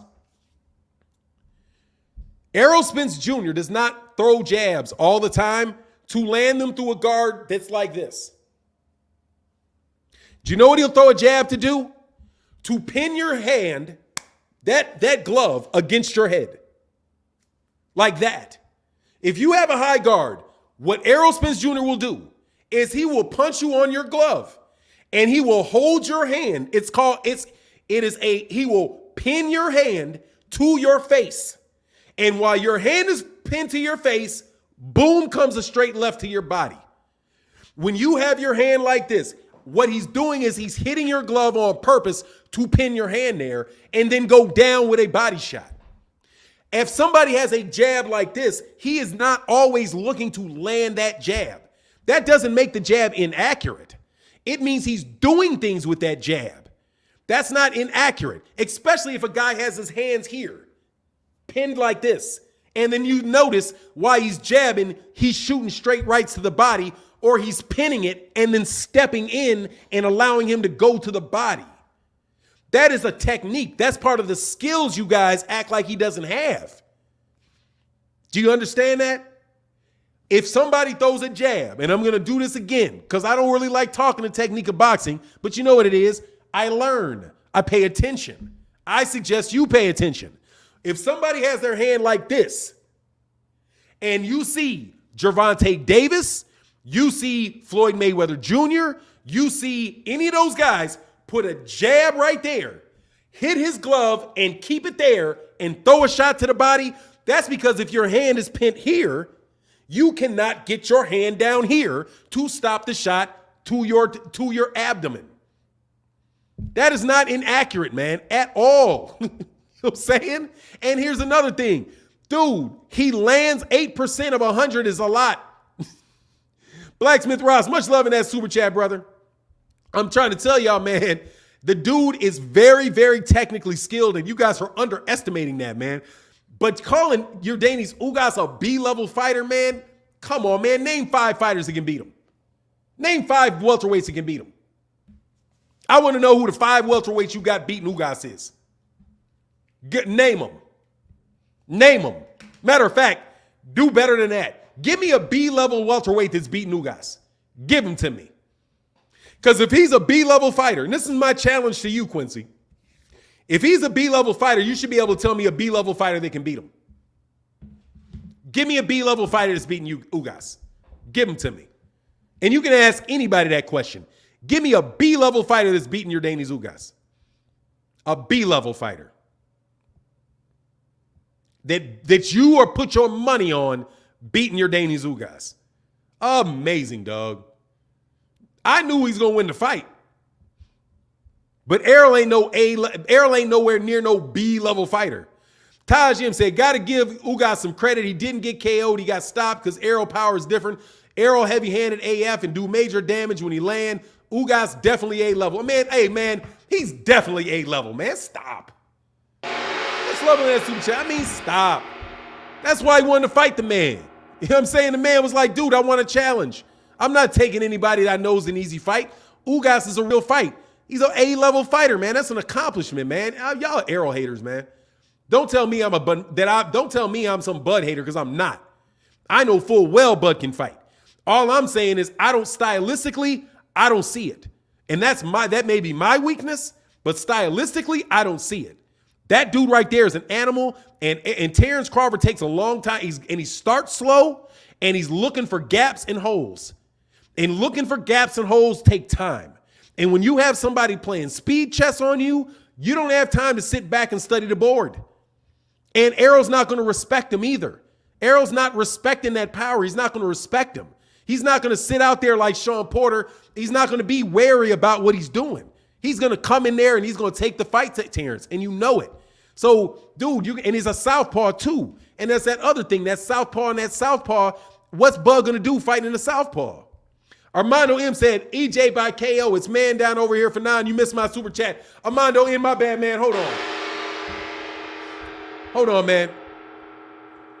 Because they fly by when I spend a lot of time. I'm going to go to, let me slide forward to make sure I get these, and then I'm going to go back. Cam one in that super chat said, Bud wanted Manny, then Thurman. He played down the EJ fight. It wasn't until he felt pressure, people saying he don't fight nobody, and EJ got 2 belts. Much love in that super chat, brother. And I'm tired, but seriously, man, y'all with all that Jeff Horn, yeah, whatever, man. I don't care if you beat him or he didn't. Jeff Horn ain't got nothing to do with this fight. Neither does Manny Pacquiao. Neither one of them got anything to do with it. Nothing. Okay? Nothing. Prop Doe. Much love in that super chat, brother. Much love. Hey, UNC Maroon said, Bomac himself said Ugas was an assassin before Manny Pacquiao. As long as Bud can take a bomb, it becomes 50-50. Bud hasn't shown bomb reaction yet. Hey, man, I'm not questioning his chin. I'm not even going the route a lot of people do on the chin stuff with Bud. I'm respecting Bud's chin. And I'm not even counting the amateur loss to Ugas. If Ugas is so B-level, how did he beat Terence Crawford in the amateurs? And I mean that. How you win an Olympic bronze medal as being a B-level fighter? I don't even know. Can you do that? Do you know of any Olympic medalists that are B-level fighters? And I mean that very seriously. Do you know any Olympic medalists that are B-level fighters? They may not be the best, but I don't know of any Olympic medalists that are B-level fighters. How do you become a B-level fighter? How do you become a medalist for Cuba, but you are a B-level fighter? That doesn't even make any sense, man. That's like saying somebody wins an Olympic gold medal in the 100-meter dash, and they're slow. Like, what? Anyway, Texas Dub said, well, Bud could have fought him off undisputed. Also, Bud said he ain't taking a bout. That fight no more. It's between him and Errol. It's between him, Errol. Never said this. I'm not sure what that means, Texas Dub. Much love in that super chat, Texas Dub. That's huge. Thank you, brother, for that support, man. And my man, Quincy Carter, and that is my man. He said, Fanan, I need your honesty. Do you have Ugas A level before he beat a 42-year-old washed-up Manny? Please. I did. Yes, I did. Dude, do you watch boxing, Quincy? Yes, I had him. I picked him to beat Manny. You kidding me? I knew he was going to beat Manny. I didn't have no doubt he was going to beat Manny. No doubt that he was going to beat Manny. I picked him to win. I picked him to beat Manny. I was on this channel. You were here. I picked him to beat Manny. I was like, dude, he ain't beating Manny. Manny ain't beating him. I was like, dude, that dude just jumped in. What I said was, that dude just jumped from the frying pan into the fire with Ugas. Ugas is going to beat Manny Pacquiao. Manny Pacquiao is a southpaw. Yordenis Ugas is a Cuban fighter that knows how to fight southpaws very, very well. He is going to fight that dude at range. Manny Pacquiao didn't look that good against Keith Thurman. Yes, I picked him to win. Absolutely. And I'm going to tell you what else. I would pick Ugas to beat Thurman. I would pick Ugas to beat Danny Garcia. Yes, I would call him an A-level fighter. And he's still, and if he comes back, he's still an A-level fighter, man. Come on, man.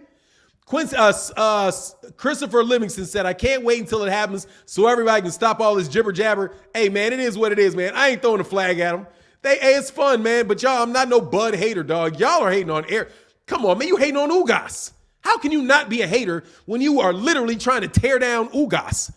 Acting as if you thought he was a garbage fighter. Ugas a C-level fighter. Yeah, exactly. He's a C-level fighter because he shut out Manny Pacquiao. That makes him a C. Man, come on, man. Mr. Sandman said it's a 50-50 fight. Looking for a great performance from both fighters. I'm Team Crawford. Coin toss on who wins. Much love in that super chat, Mr. Sandman. Let me slide down. I'm serious. I'm disgusted. I'm disgusted with y'all Spence haters, man. Y'all are some haters. We know this is a Spence channel. Dog, I wish Errol Spence knew this was an Errol Spence channel. They don't think it's an Errol Spence channel. I'll tell you that. Come on, man. Trust me. I've gotten calls from their camp, dog. They don't always like what I have to say. Believe it. One dude jumped, and I like them too. Don't worry. They can say what they want to say. I ain't got no problems at all. John Boyd said, much love in that super chat, brother. Quincy Carter, please. Hey, Quincy, if you called him a B-level fighter before that fight started, okay, whatever. All right, you're wrong then too. Okay, let's put it that way. Let's put it that way. Let's put it that way. If you call Ugas a B-level fighter, you were wrong then. James, how you going to call that man a B-level fighter? Much love in that super chat to my man James Kelly. Huge in that super chat, brother. Thank you, bro. He said Errol, Spence, and Terence Crawford are going to bring it once they're in the ring. I see technical strategy and awesome skill sets. Hey, man, I see a dog fight. I ain't going to lie to you. I see a flat-out dog fight. My man, hey, look, dude, I ain't fighting for no belt. I ain't no boxer. I'm an F-level boxer. I'm an F. I fail. They won't even let me in the ring. Blacksmith Ross says, stick to the argument for 9. Let's not change the goalpost. I didn't change any arguments. Ugas beat Pacquiao with skill. Yeah. Horn used weight bullying. So what? All I said is he lost to Bud and Spence. Ugas not good, not special. That doesn't even have anything to, first of all, the last sentence that you said has absolutely nothing to do with the first 3 sentences. I don't do that triangle theory stuff, Blacksmith. That's a triangle theory. One person can look good against one fighter and look better against another fighter. That's a triangle theory, and they don't work in boxing at all. What I'm telling you is Ugas beat Manny Pacquiao. Jeff Horn beat Manny Pacquiao. Tim Bradley beat Manny Pacquiao. I don't care. So what? I'm not going to hold hold Ugas beating Manny Pacquiao against him. I'm not holding Jeff Horn winning against Manny Pacquiao against him. I'm telling you, Jeff Horn, I'm looking at what Jeff Horn does in the ring. Jeff Horn fought at home. Jeff Horn looked to me like it was a very close fight with Manny Pacquiao. Whoop-de-doo. He beat Manny Pacquiao. He did. I got it. Manny Pacquiao, I never said Jeff Horn was a bad fighter. I'm not the one calling Jeff Horn an F-level fighter. I think Jeff Horn is a B-level fighter. That's what Jeff Horn is, a B-level fighter. I don't think Jeff Horn is as good a fighter as Yordenis Ugas, because I don't think Jeff Horn has a rat's chance in hell, in a fiery hell, of beating Sean Porter. I don't think he's got a chance. I don't think he's got a chance of beating Omar Figueroa.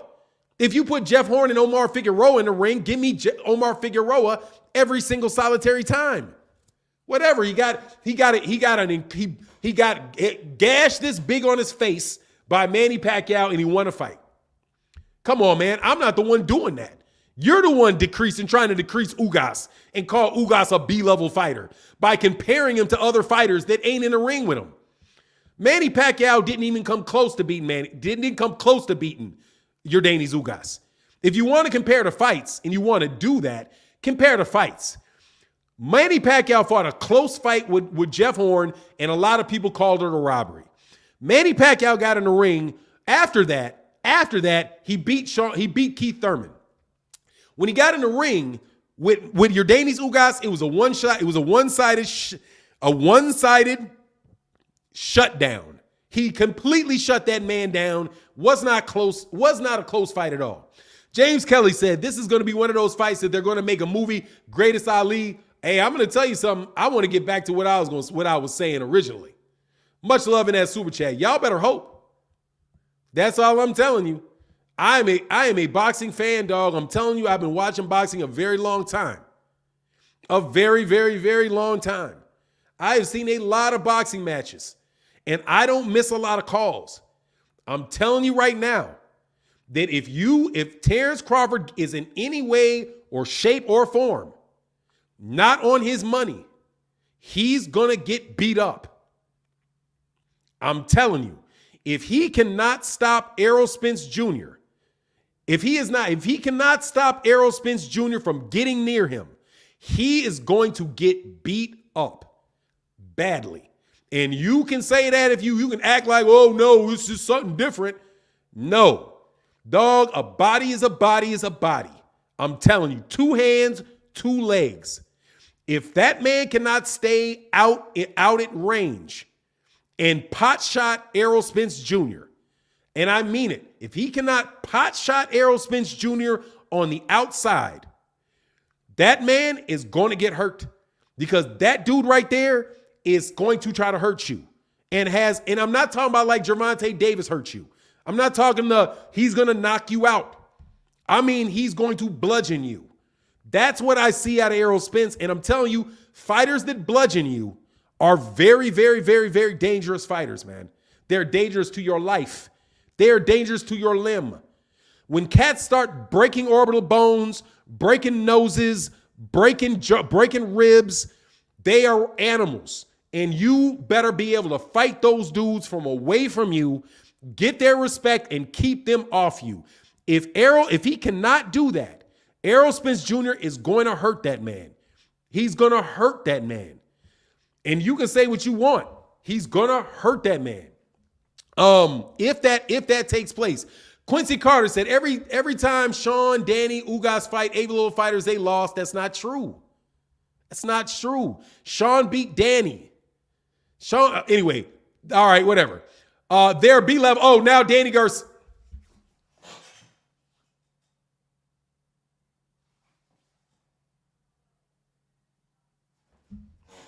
Now Danny Garcia and Sean Porter are B-level fighters.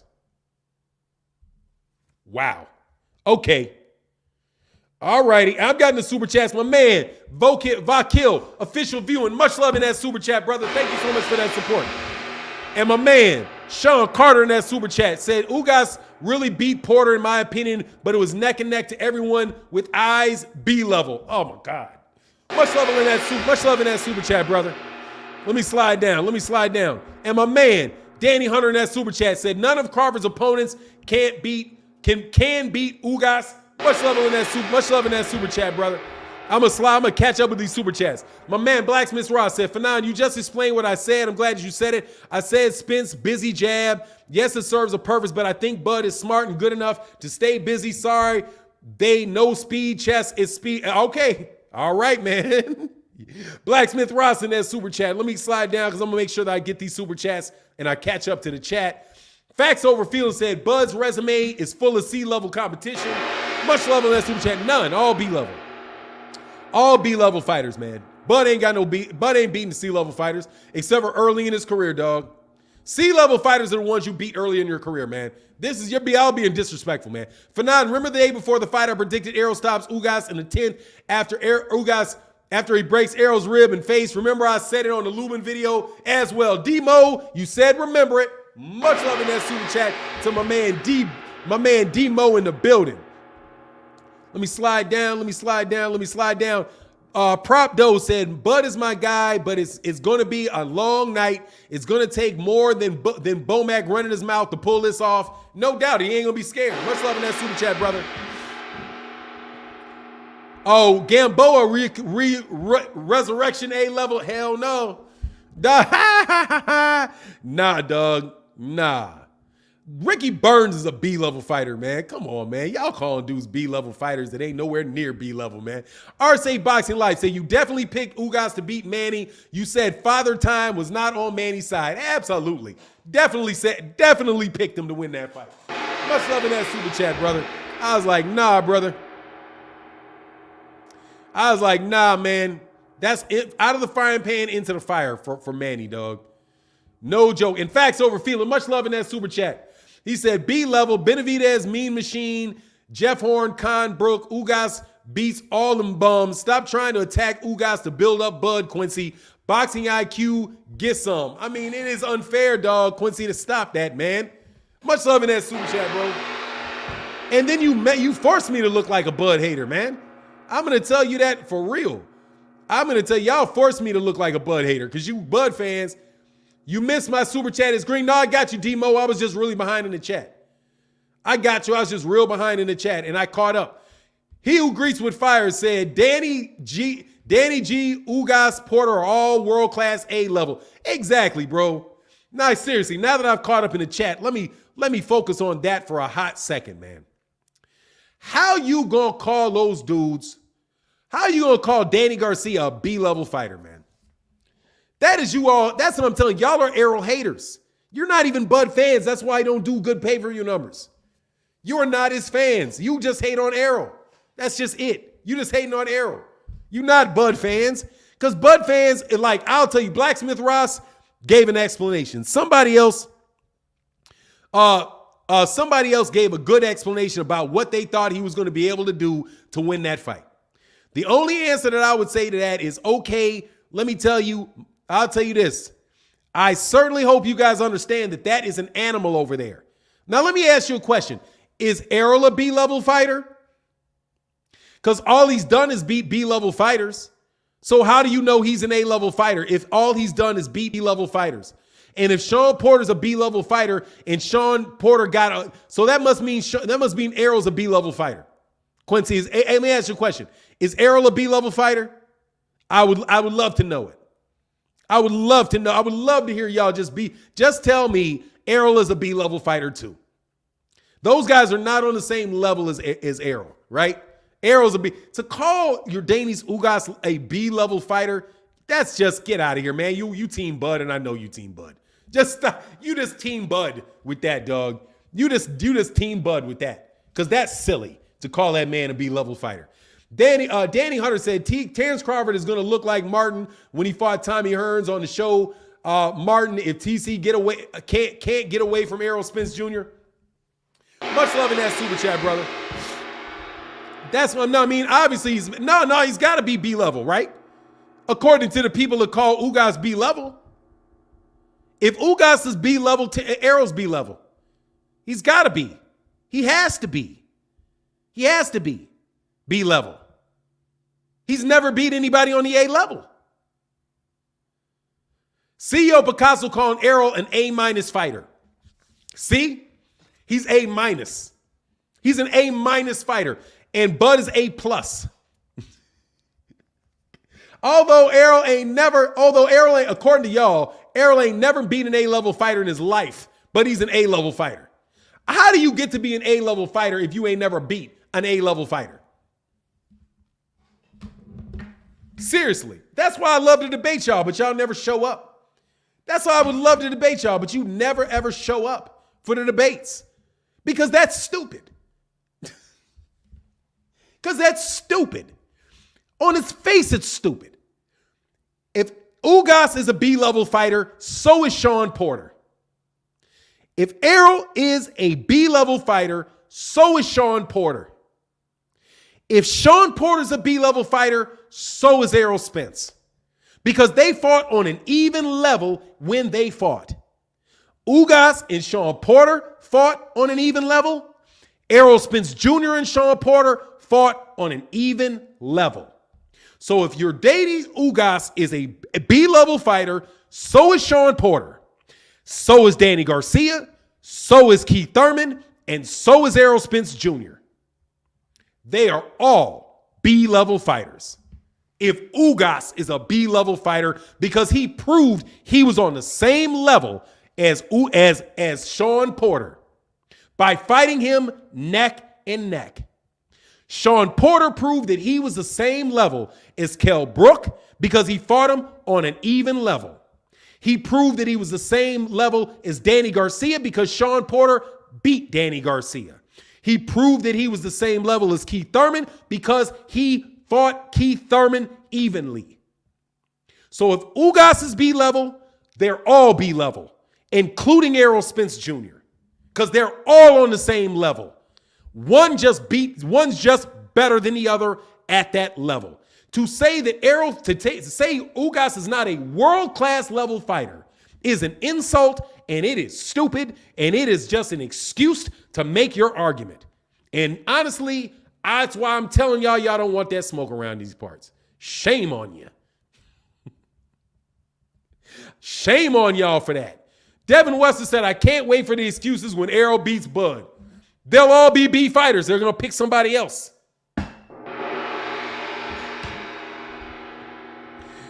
Hey, just a fan, I got 100 on Bud. You want to take that on Errol? Yeah, I'll bet you 100. Yeah, that I'll take for sure. I'm not going to take it with too many people, but yeah, I'll take that money. Absolutely, I'll take that money. I'm more than comfortable to bet $100 on Errol in that fight. Cinematic Visual says, stop acting like Bud Crawford not undisputed. He's not.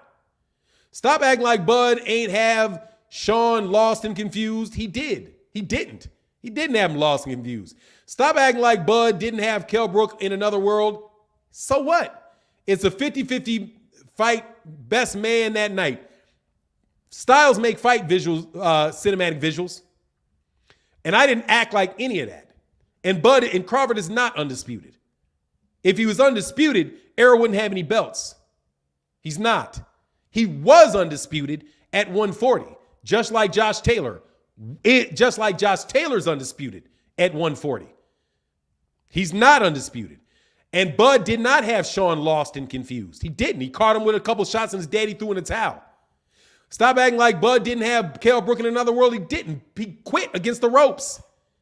They waved the fight off. He didn't have him in another world. Did you see? Did he knock him down?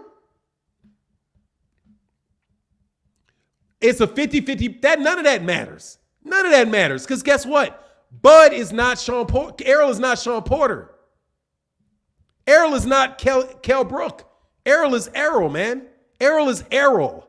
Those are two different fighters, man. What if I tell you this? Don't act like Errol didn't dominate Mikey Garcia. Don't act like Errol didn't knock out and ruin Kell Brook. Don't act like Errol Spence Jr. just didn't demolish Yordenis Ugas.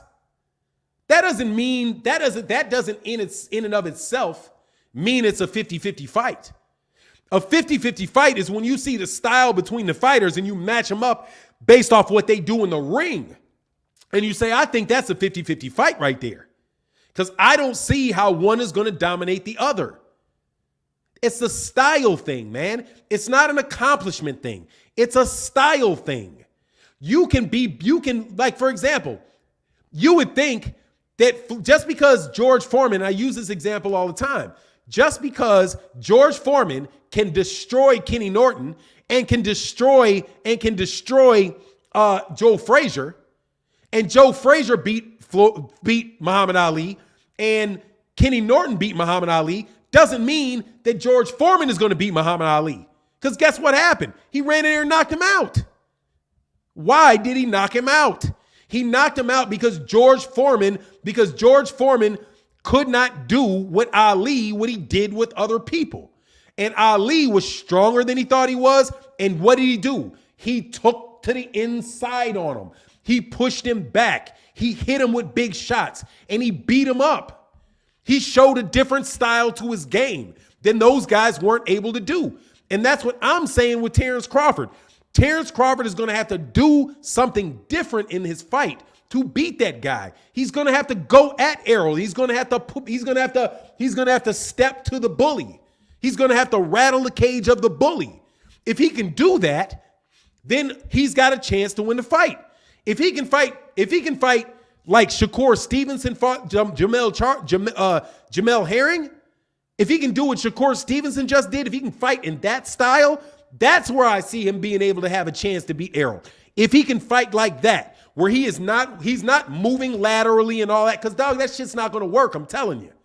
You think him spinning around on the outside, if you act like Errol, you think Errol is slow. He's not slow. You think he's slow. He's not slow. I would suggest that you look and see how fast he closes that distance with one step. Every time somebody takes a step back, he's right there. Every time they take a step to the side, he's right there. That's because he's got one step speed. You're not going to back up 3 steps and just get out of there and move. He's moving there with you. You step forward, he's moving back. He keeps that space. You guys think Errol's some slow-footed athlete. I don't see that. I see a very fast-footed guy. So fast that he can keep you right next to him at all times. That is speed, man. That's speed. But it doesn't need to move all over here, all over there, all over here.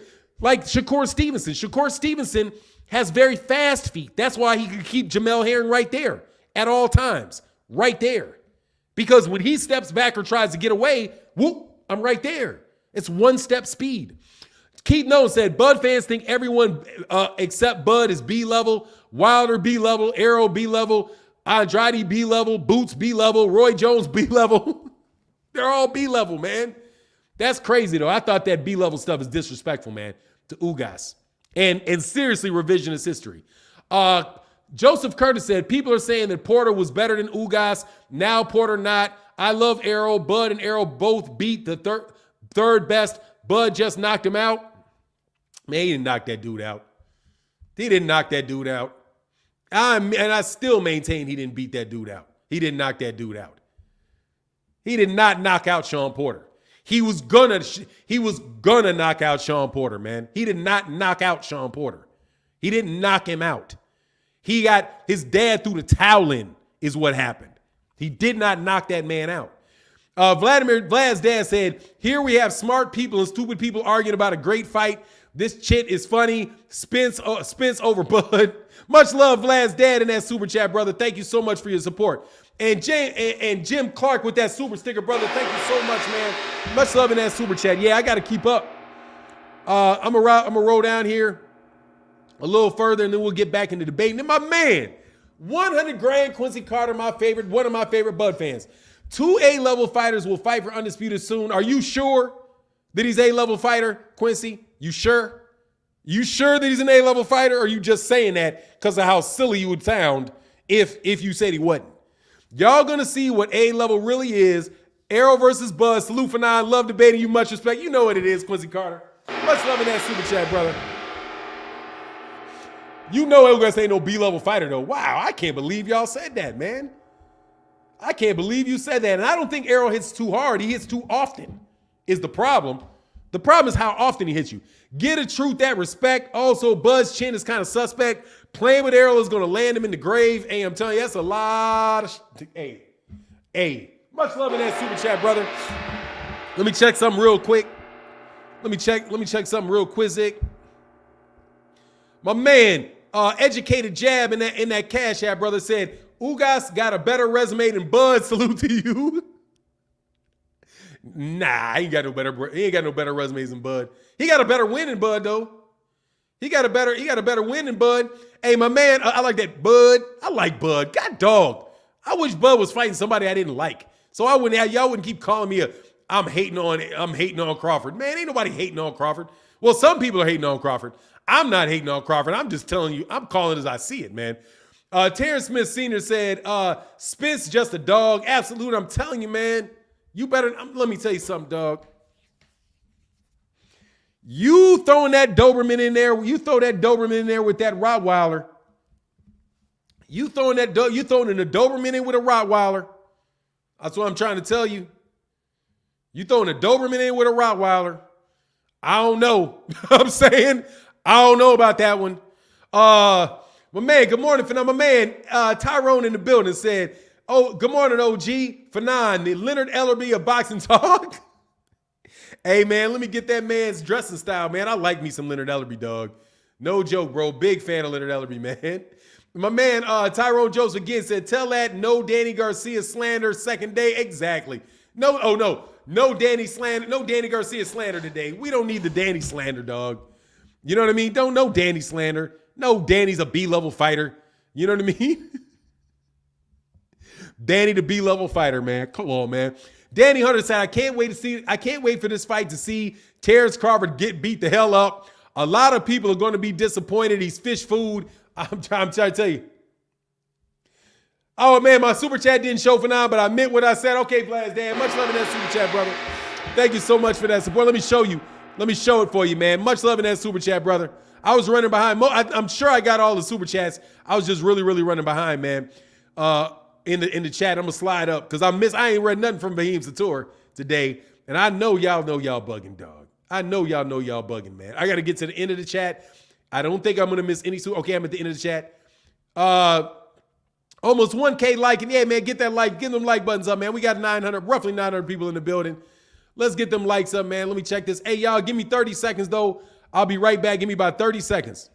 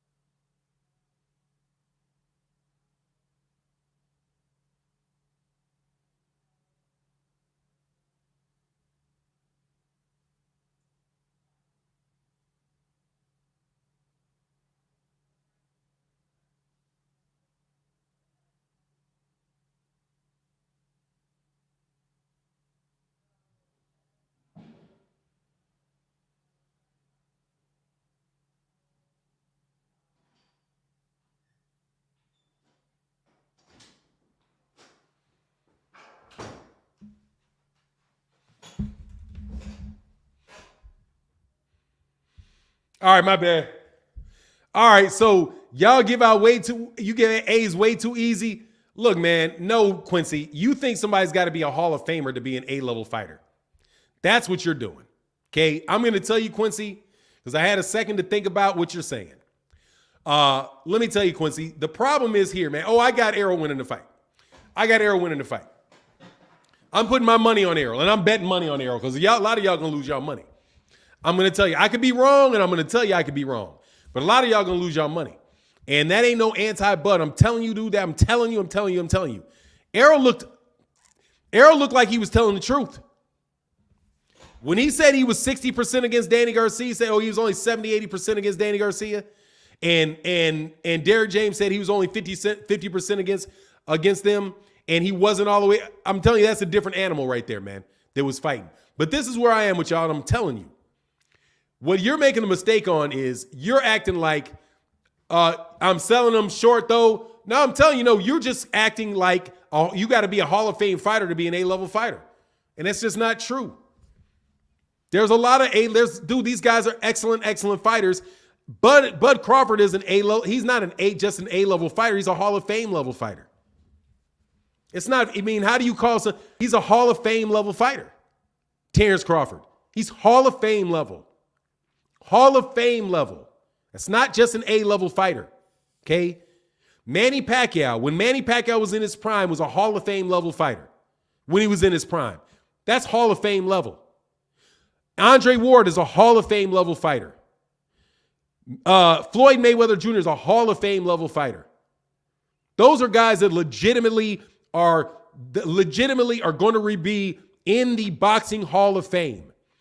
That is beyond, that's not just an A-level fighter. A-level fighter means you're one of the top fighters. You're the top upper echelon of the division. To be an A-level fighter, I mean, how else can you describe that? You are an upper level. If you're one of the top 2-3 guys or 4 in your weight division, legitimately, dude, you're an A-level fighter. That's an A-level fighter. You're not going to be a top lightweight and not be an A-level fighter. Devin Haney is an A-level fighter. He would not be where he is if he wasn't. He would have lost to Linares, or he would have lost to one of those guys. He would have lost. You're not going to continually beat that level of fighter and beat that level of fighter easily and not be an A-level fighter, man. It's just not going to happen, man. You know what I mean? It's not going to happen for you. Lomachenko's a Hall of Fame level fighter. Teofimo Lopez is an A-level fighter. George Kambosos, we'll see. We'll see on him because he beat one dude. You know what I mean? Teofimo Lopez, when he was on it, he beat multiple. He beat Comey. He beat Lomachenko, right? I think he lost his mark, right? But I think that it's still safe to say and call that man an A-level fighter. But when we're talking about will he beat Devin Haney, that's not the same thing. You got to be an A-level fighter to beat Devin Haney. You have to be. You know what I mean? You have to be. David Day said, excellent point of view of the Ghost, Martin. Thank you. I appreciate it. Oh, that's Ghost. I don't know if he's on me. Hey, Fanon, did you see the fighter Haney will say ducking him next? Oh, who are you talking about? I'll tell you what I did hear Haney say, dog. I heard Haney put that jinx on himself. I saw Devin put that jinx on himself. I was like, dog, why you put that jinx on yourself? Shouldn't have done it. He made a dog, if you believe in jinxes, he shouldn't have put that jinx on himself. Shouldn't have said it, dog. Shouldn't have said that. You're not there yet. You ain't there yet. You ain't there yet. You ain't there yet. You ain't unified. You're not unified. Not unified. James Kelly said, Errol Spence and Terence Crawford fight will promote the sport of boxing. Be advised, don't be surprised if the winner of Errol Spence and Terence Crawford call out Ennis. I will be shocked, James Kelly. Shocked. Shocked and amazed. I will be shocked and amazed if they fight that man. I'll be shocked and amazed if they fight that kid. And I'm telling you right now, I say the same thing about Jerron is I'm saying Terence, but I'm telling you, Gervonta got a better chance.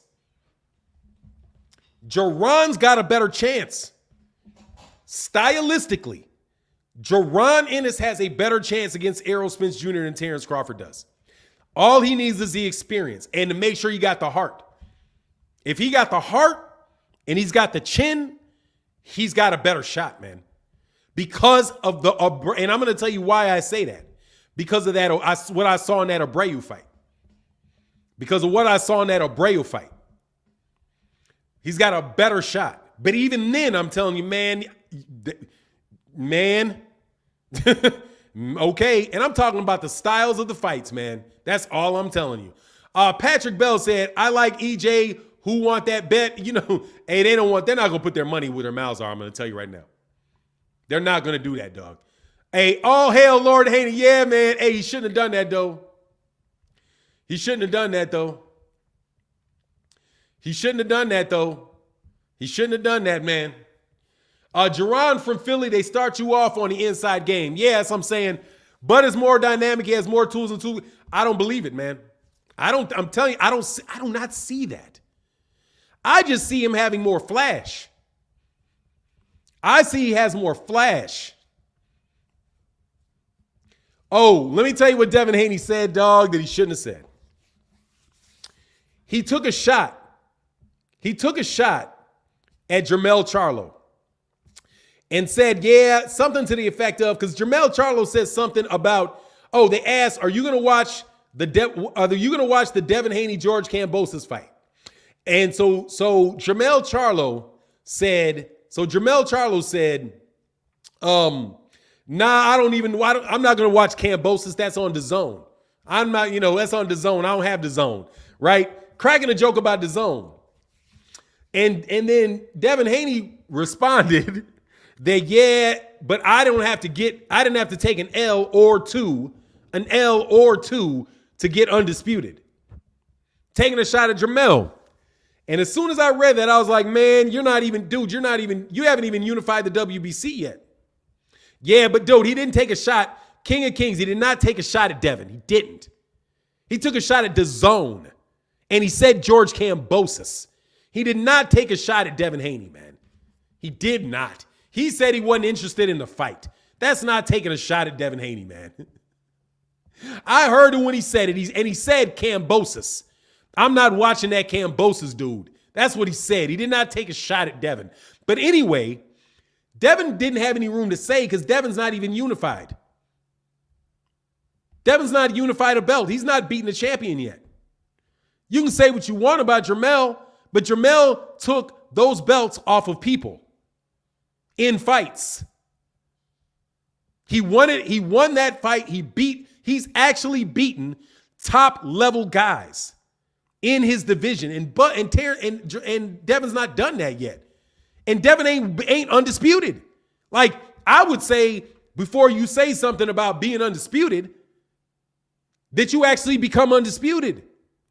If you're not undisputed yet, there's nothing to say. That man got 3 belts. That man's got 3 belts. Devin's got half of one. He's got half of one. Okay? And he's got half of one. There's a WBC franchise and there's a WBC him. No, man, he ain't even beat a champ to get a belt. He's not even taking a belt off of somebody yet. That's premature to talk about what you're going to do when you're fighting. He said, for non-tripping, there ain't no way Teofimo Lopez is a Hall of Fame fighter. I never said he was, Jamal Wright. I never said Teofimo Lopez is a Hall of Fame level fighter. Never said that. I said he's an A-level fighter, and a Hall of Fame level fighter is not the same. Not every A-level fighter is a Hall of Fame fighter. Every Hall of Fame fighter is an A-level fighter, but not every A-level fighter is a Hall of Fame fighter. There's a difference between a 90 and a 99.9. Okay? There's a big difference between a 99 and a 90. You know what I'm saying? A big difference. 10% difference. And that's huge in sports. James Kelly in the super chat. I'm sorry, I missed you up. Chris Walker said the elite are Hall of Fame generational fighters as well as being A-level. When they fight each other, you get memorable fights. No doubt about it, man. No doubt about it. That's like saying like James Toney's an A-level fighter, so is Michael Nunn. James Toney's an A-level fighter, so is Roy Jones Jr. Roy Jones Jr. beat James Toney. James Toney beat Michael Nunn. It's not the same thing, man. And they all Hall of Fame fighters. Gennady Golovkin's an A-level fighter, man, for sure. He's going to get in the Hall of Fame. No, Tim Boone, I do not love them fighters from Texas. Time out. Sorry, Tim, got to time you out. Quincy Carter says, Sean Porter said himself that he not a Hall of Fame because he lost all his biggest fighters. How you lose all the A, B-level fighters, but you're still A-level? Dude, the man is an A-level fighter because he beat all the B-level fighters, and he did beat A-level fighters. Stop. He's not a Hall of Fame fighter. He didn't say he's not a top-level fighter. How are you going to win a championship 2 times in the welterweight division and beat Danny Garcia? He beat Danny Garcia. He didn't lose all the fights. He beat Danny Garcia. He beat Danny Garcia. He didn't lose to Danny Garcia. Come on, man. He said he's not a Hall of Fame fighter. He never said he wasn't an A-level fighter. Man, y'all are wild. I just explained to you. He didn't say that he's not an A-level fighter. If he said he doesn't get in the Hall of Fame, that's different. To say he's not going to, guess what? There are fighters that are A-level fighters that are not going to get in the Hall of Fame. What do you want me to say? There are. Chad Dawson was an A-level fighter. He's not getting in the Hall of Fame. Arthur Beterbiev is an A-level fighter. He's not going to get in the Hall of Fame. What you want? It's the Hall of Fame, man. It's not the same thing as being a top-level fighter when you're fighting. Okay? What do you think that, what percentage, let me ask you, Quincy Carter, what percentage of a fighter, and give me the A level, to 99, what level would you give Terence Crawford in his percentage of A's? What percentage would you give him? And I'm asking you, please put it in the comment section. Man, stop, Chris Brookie. Man, shut up. That's ridiculous. Danny's not an A-level fighter. Stop it. Stop it. Jesus, you guys suck at this, man.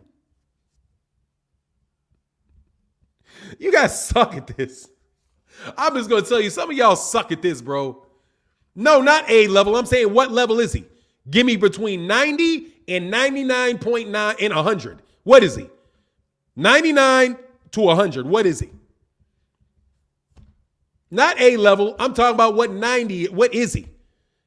As far as from 90 flat to 100, what is he? Is he a 99% fighter? Is he a 90% fighter? What is he? He's 92, 98. Okay, 2%. So let me ask you a question. Of the fighters fighting today right now, you give me two fighters that are better than Bud. Since he's 98%. And that's out of 100. So let me break this to you. You know how many welterweights there are? There's over 1,000. Active welterweights right now. 1,000. So for Bud only to be 92, let's see, 92. That would mean that there is going to be at least 80 fighters in the welterweight division better than Bud Crawford.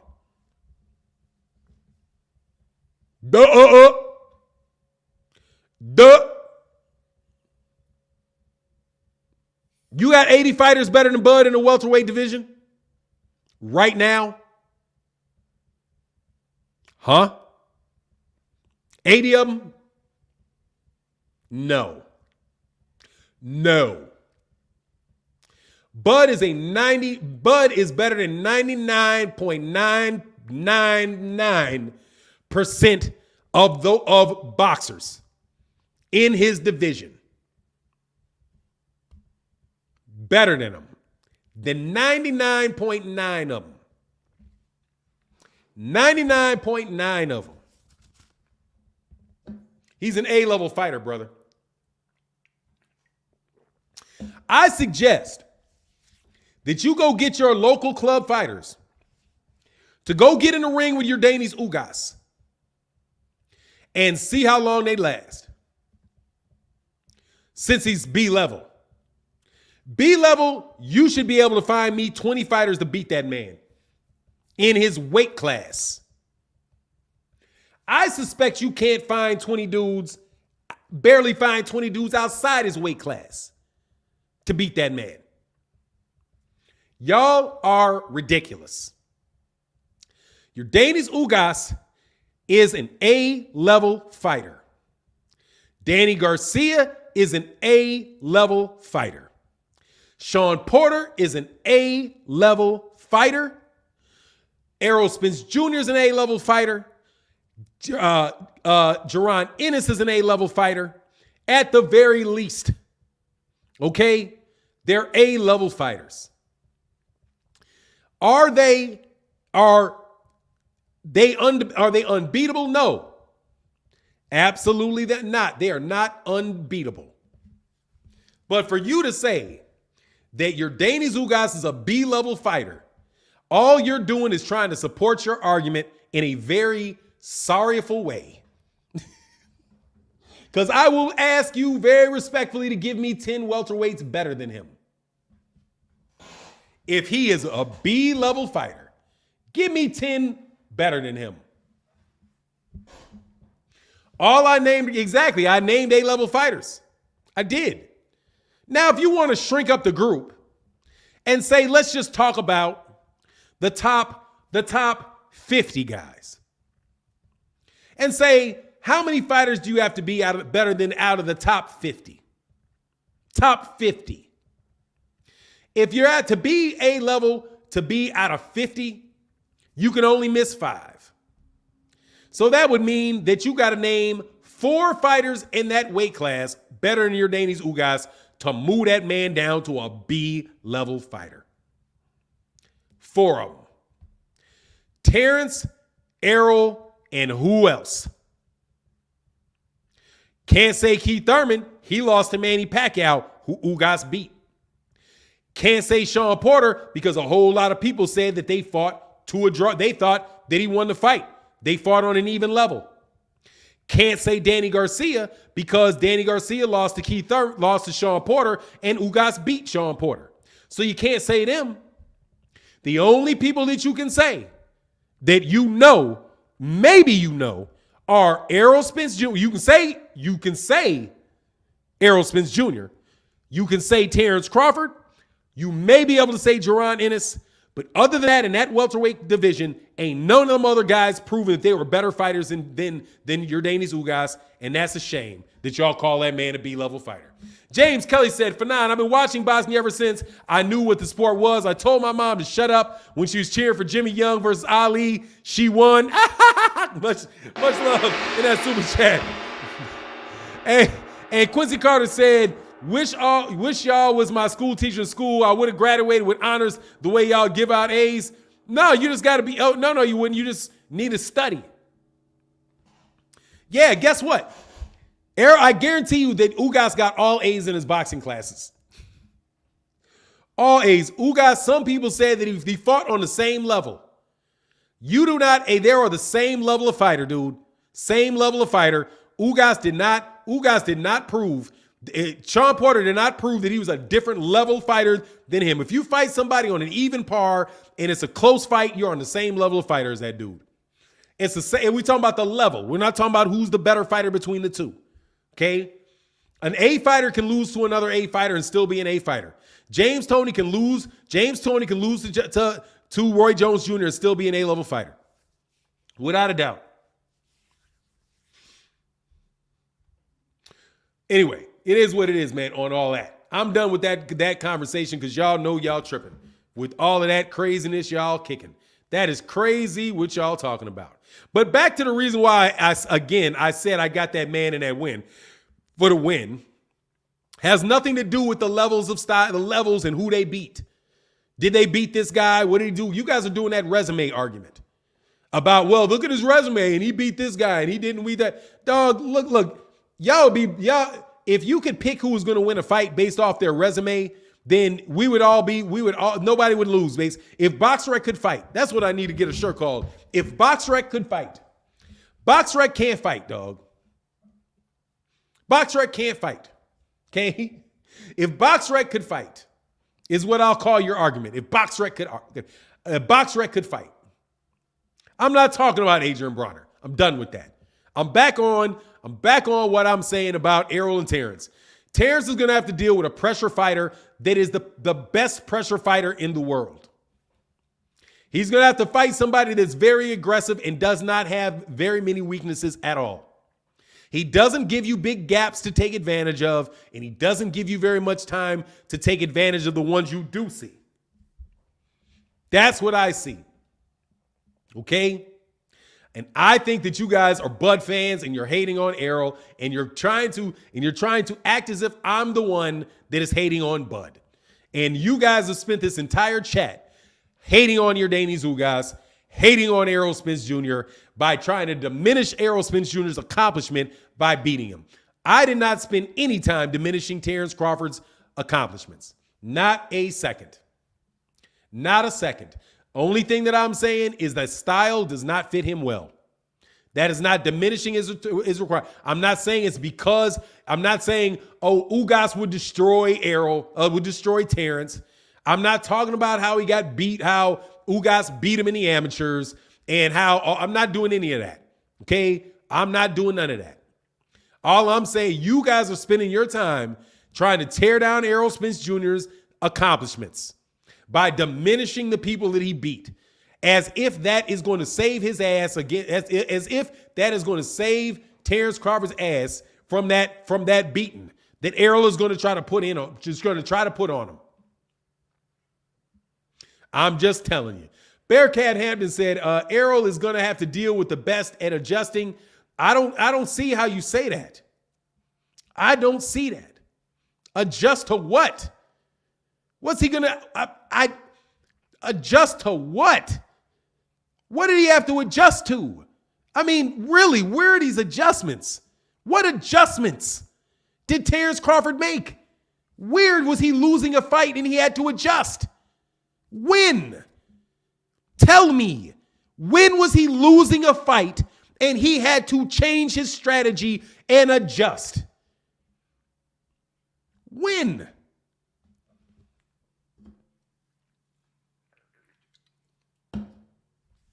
When? I need to know this. When did he do it? He made an adjustment, or did he wait on Terence, or did he wait to catch him? He made an adjustment to Benavidez, or did he catch him? All right, dog. No Bud will have to adjust. I'm a fan of both guys. Adjust to what? He ain't fought nobody that gave him a good fight. Nobody's hurt Bud. They have won rounds off Bud, but he didn't have to make any major adjustment in what he was doing. No, he didn't. He adjusted. What adjustment? What's the big adjustment? Let me know what it was. And I need to know, because I could be wrong. I just want to know. I just don't see it. What adjustments? He's going to have to adjust. I will agree with that, though. I don't even know if he's going to have to adjust. He's going to have to fight that dude off of him. That's what he's going to have to do. I'm telling you, man, the man is not, hey, dog, let me tell you something. They playing chess, dog. Errol's playing checkers.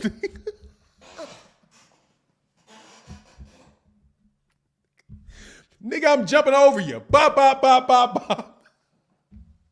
He ain't playing chess, dog. He's fighting. It ain't going to be no thinking man's contest, dog. That's what I'm telling you. Hey, James Kelly said, just to add to it, Fanon, great fighters always take away from each other participating. They aren't the same. Mugabe, Hagler, Sugar Ray Hearns, Margarita Cotto, Spence, and Crawford will be one of those fights. Hey, man, I can't wait. All I'm saying is this, dog. He switches stances. That switch stance shit ain't gonna work, bro. He's gonna switch. That's what I don't think is gonna work. I don't think that switch is gonna work. He's not gonna fight that man in the southpaw stance. If he fights that man in the southpaw stance, it's gonna be a very, very hard time, dog. I'm telling you right now. If he fights that man in the southpaw stance, that's going to work against him. If he gets in that southpaw stance with Errol, that's going to work against him. He's got to stay in that orthodox stance, dog, so he can have some distance, so he can distance that chin. He can distance that chin from that left hand. I'm telling you, by switching southpaw and fighting on a southpaw, he is bringing his face closer to Errol's left hand. He's moving himself closer to him. Do you get what I'm saying? He's moving himself closer because his back foot is not here now. It's here, which means what? That hand is coming forward. Telling you, you're closer to him. He's closer to you in a southpaw stance. That's the main reason I'm like, dude, what Bud likes to do is he likes to fight in the southpaw. He likes to fight as a southpaw against orthodox fighters. Orthodox fighters have to figure out how to deal with southpaws. It slows them down. It does. That is a huge advantage for the southpaw. And Terence Crawford takes the southpaw advantage consistently because that's what they'll say. What he does is He'll switch to southpaw, right? And now all of a sudden you're not fighting an orthodox guy. You're fighting a southpaw, right? But that works for orthodox fighters. That doesn't work for southpaws. If you fight a southpaw from the southpaw position, you're fighting in a closed stance, not an open stance. You know what I mean? The 2 feet on the same side are not far from each other anymore with your front foot close. You know what I'm saying? You're closer to one another. You don't have as much, it's harder to be defensive in that situation. Bud's best defensive weapon against Errol Spence Jr. is neutralized as soon as he goes into the southpaw stance. That's what I'm saying. And that's not hating. That's just geometry, man. That's geometry. You are closer. And Bud does not live exempt from the laws of geometry and physics. But Devin Wester said these dudes just regurgitating what they hear everywhere else. None of these assessments have any depth or show any kind of boxing knowledge. They're parrots. I mean, you are parroting, but I'm not going to call you that. Much love in that super chat. I'm telling you, though. That's just something different, brother. Corey McGowan in that super chat, he said, chess, checkers, I'm trying to tell you, he's not playing chess. That man is playing beat the shit out you is what he's playing. Much love in that super chat, bro.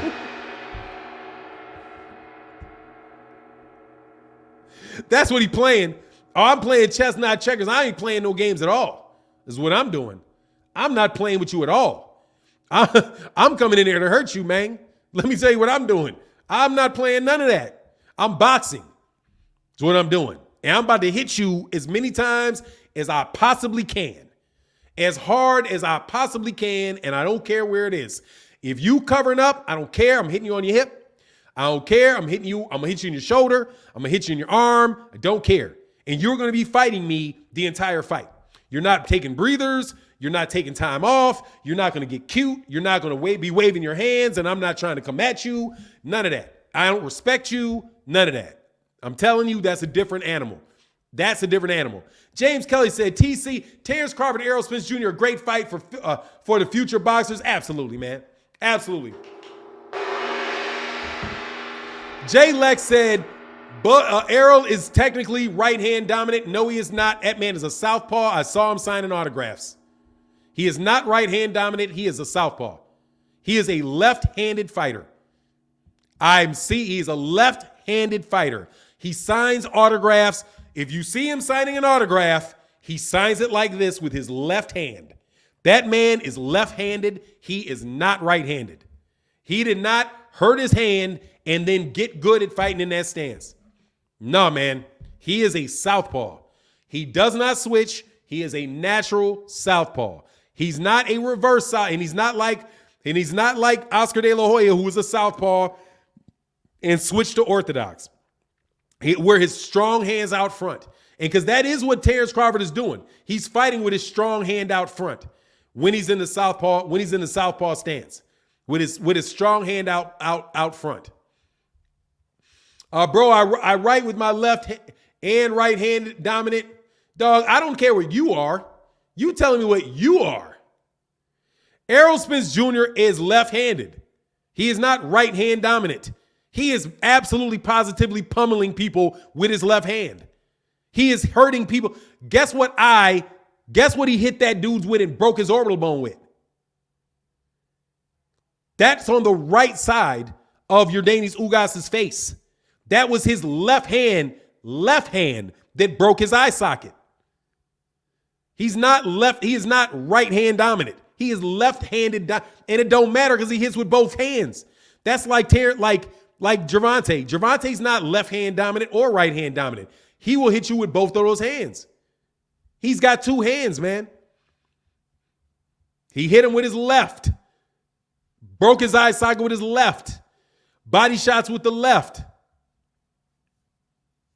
He said Ugas controlled distance. I'm not sure what he's talking about. Jay Lex, I'm not going to ask him if he's right-hand dominant or left-hand dominant. I know perfectly well what he is. He can hit you with left hand. Why would I ask him that? Did you ask him that? And he says that he's right-hand dominant? His left hand looks perfectly fine to me. Do you see him not throwing his left hand or something? Like, let me know. Do you see him not throwing his left hand? Hey, Renee said, Box, what's going on? He said, for now, why did Spence answer the press? Why did Errol answer the press that he's not a southpaw? He was saying that, he said that Ugas is not a southpaw, is what he said. Because the reporter said,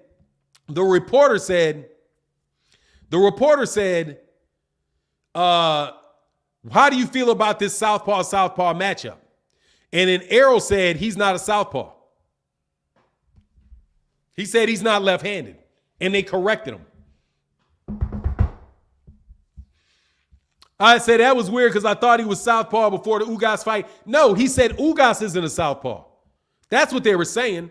They were the guy that answered the question. The guy that answered the question got it wrong, and said and was asking a question about how do you feel about a southpaw matchup. And Errol said he's not left-handed, is what he said.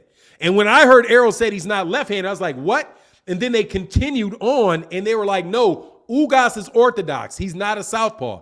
The guy assumed because I assume that the man made a poor assumption, assuming that Ugas was a southpaw because Ugas is Cuban and most of the Cuban fighters are southpaws. But no, Errol is southpaw. First of all, he's left-handed, for sure left-handed. I've seen him, unless I'm mistaken, I've seen him sign autographs with his left hand. And I've never heard anybody say that he's right-handed, but he switched it up. He fights from the south. He fights from the southpaw stance. He's definitely left-handed, but it doesn't matter because what I'm telling you is this: Terence Crawford fights defensively in the southpaw stance. He fights defensively in the southpaw stance. He fights offensively in the orthodox stance. When Terence Crawford is going out there trying to hurt you, Terence is fighting in the orthodox position.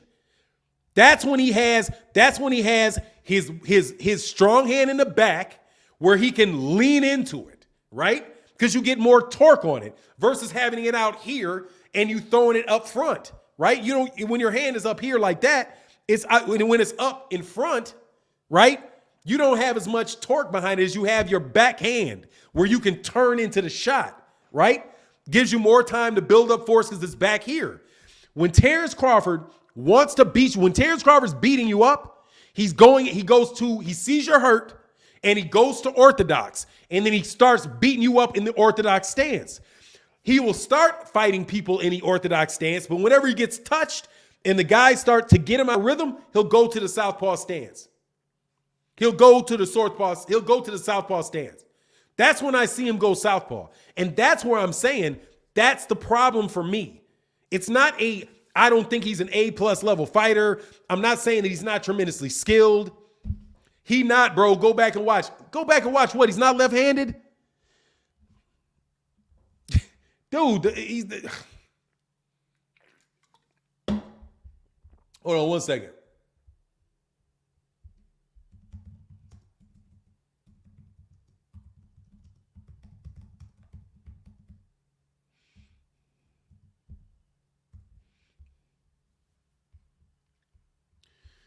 Let me see. I'll see if I'm wrong. He's left-handed, dog. He's left-handed. Watch. This man is left-handed. I know he's left-handed, but watch.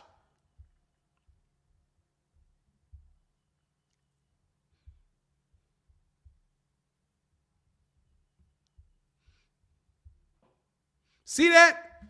What hand is that in? That's his left hand. That's his left hand.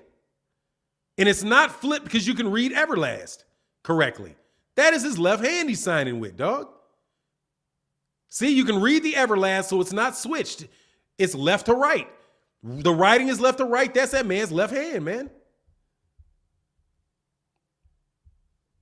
Stop. That man is literally signing autographs with his left hand, bro.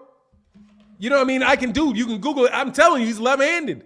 That man is not a right-handed, bro. I just watched. I just pulled it up. The man's left-handed. He's signing autographs with his left hand. He fights in the left hand. He fights in the left-hand stance, in the southpaw stance. He's left-handed, bro. You're just wrong. Okay? The man is left-handed.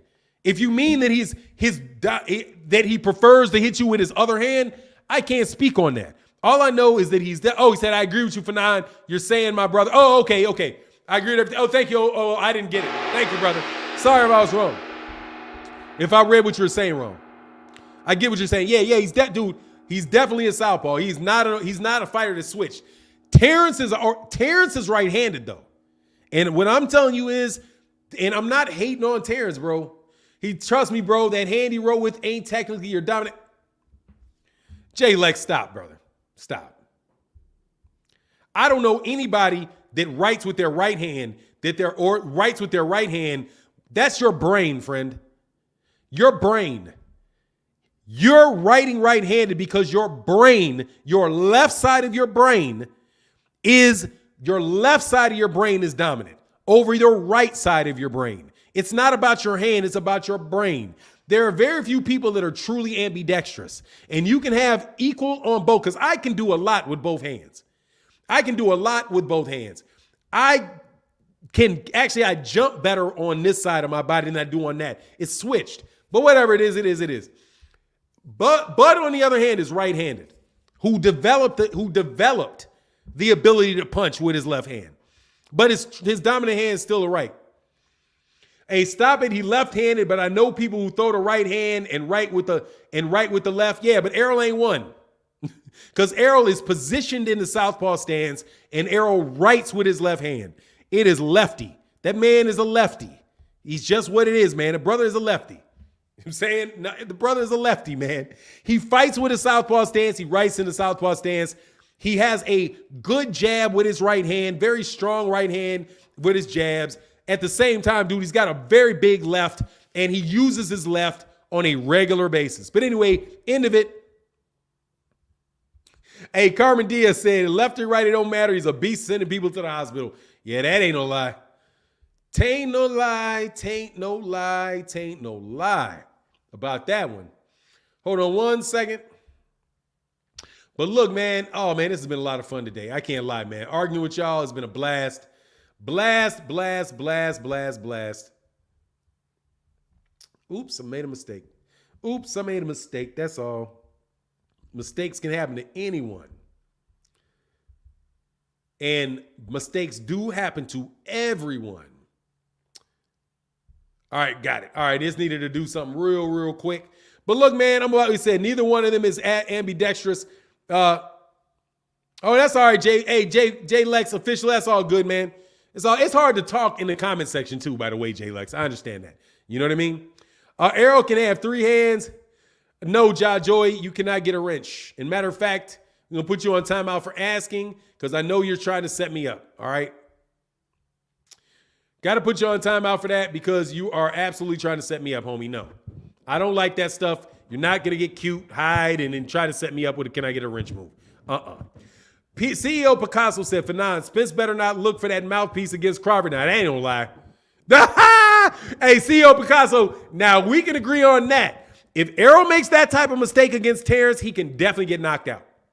If he lets him swing up on a shot like that, Definitely, dog. You better not do that. Better not do that, dog. Better not do that, man. I just can't wait to hear something today. I'm waiting on some news today. I don't think TC is going to take that fight. Hey, man, I hope he does, man. Let's make that fight, man. But look, I'm going to get up out of here. Much love to everybody in the chat, everybody in the super chat. Thank y'all for kicking it with me this morning. And we're going to holler back tomorrow. Make sure y'all hit that like button on the way out the Dizzor. And with that, I'm out. Deuces.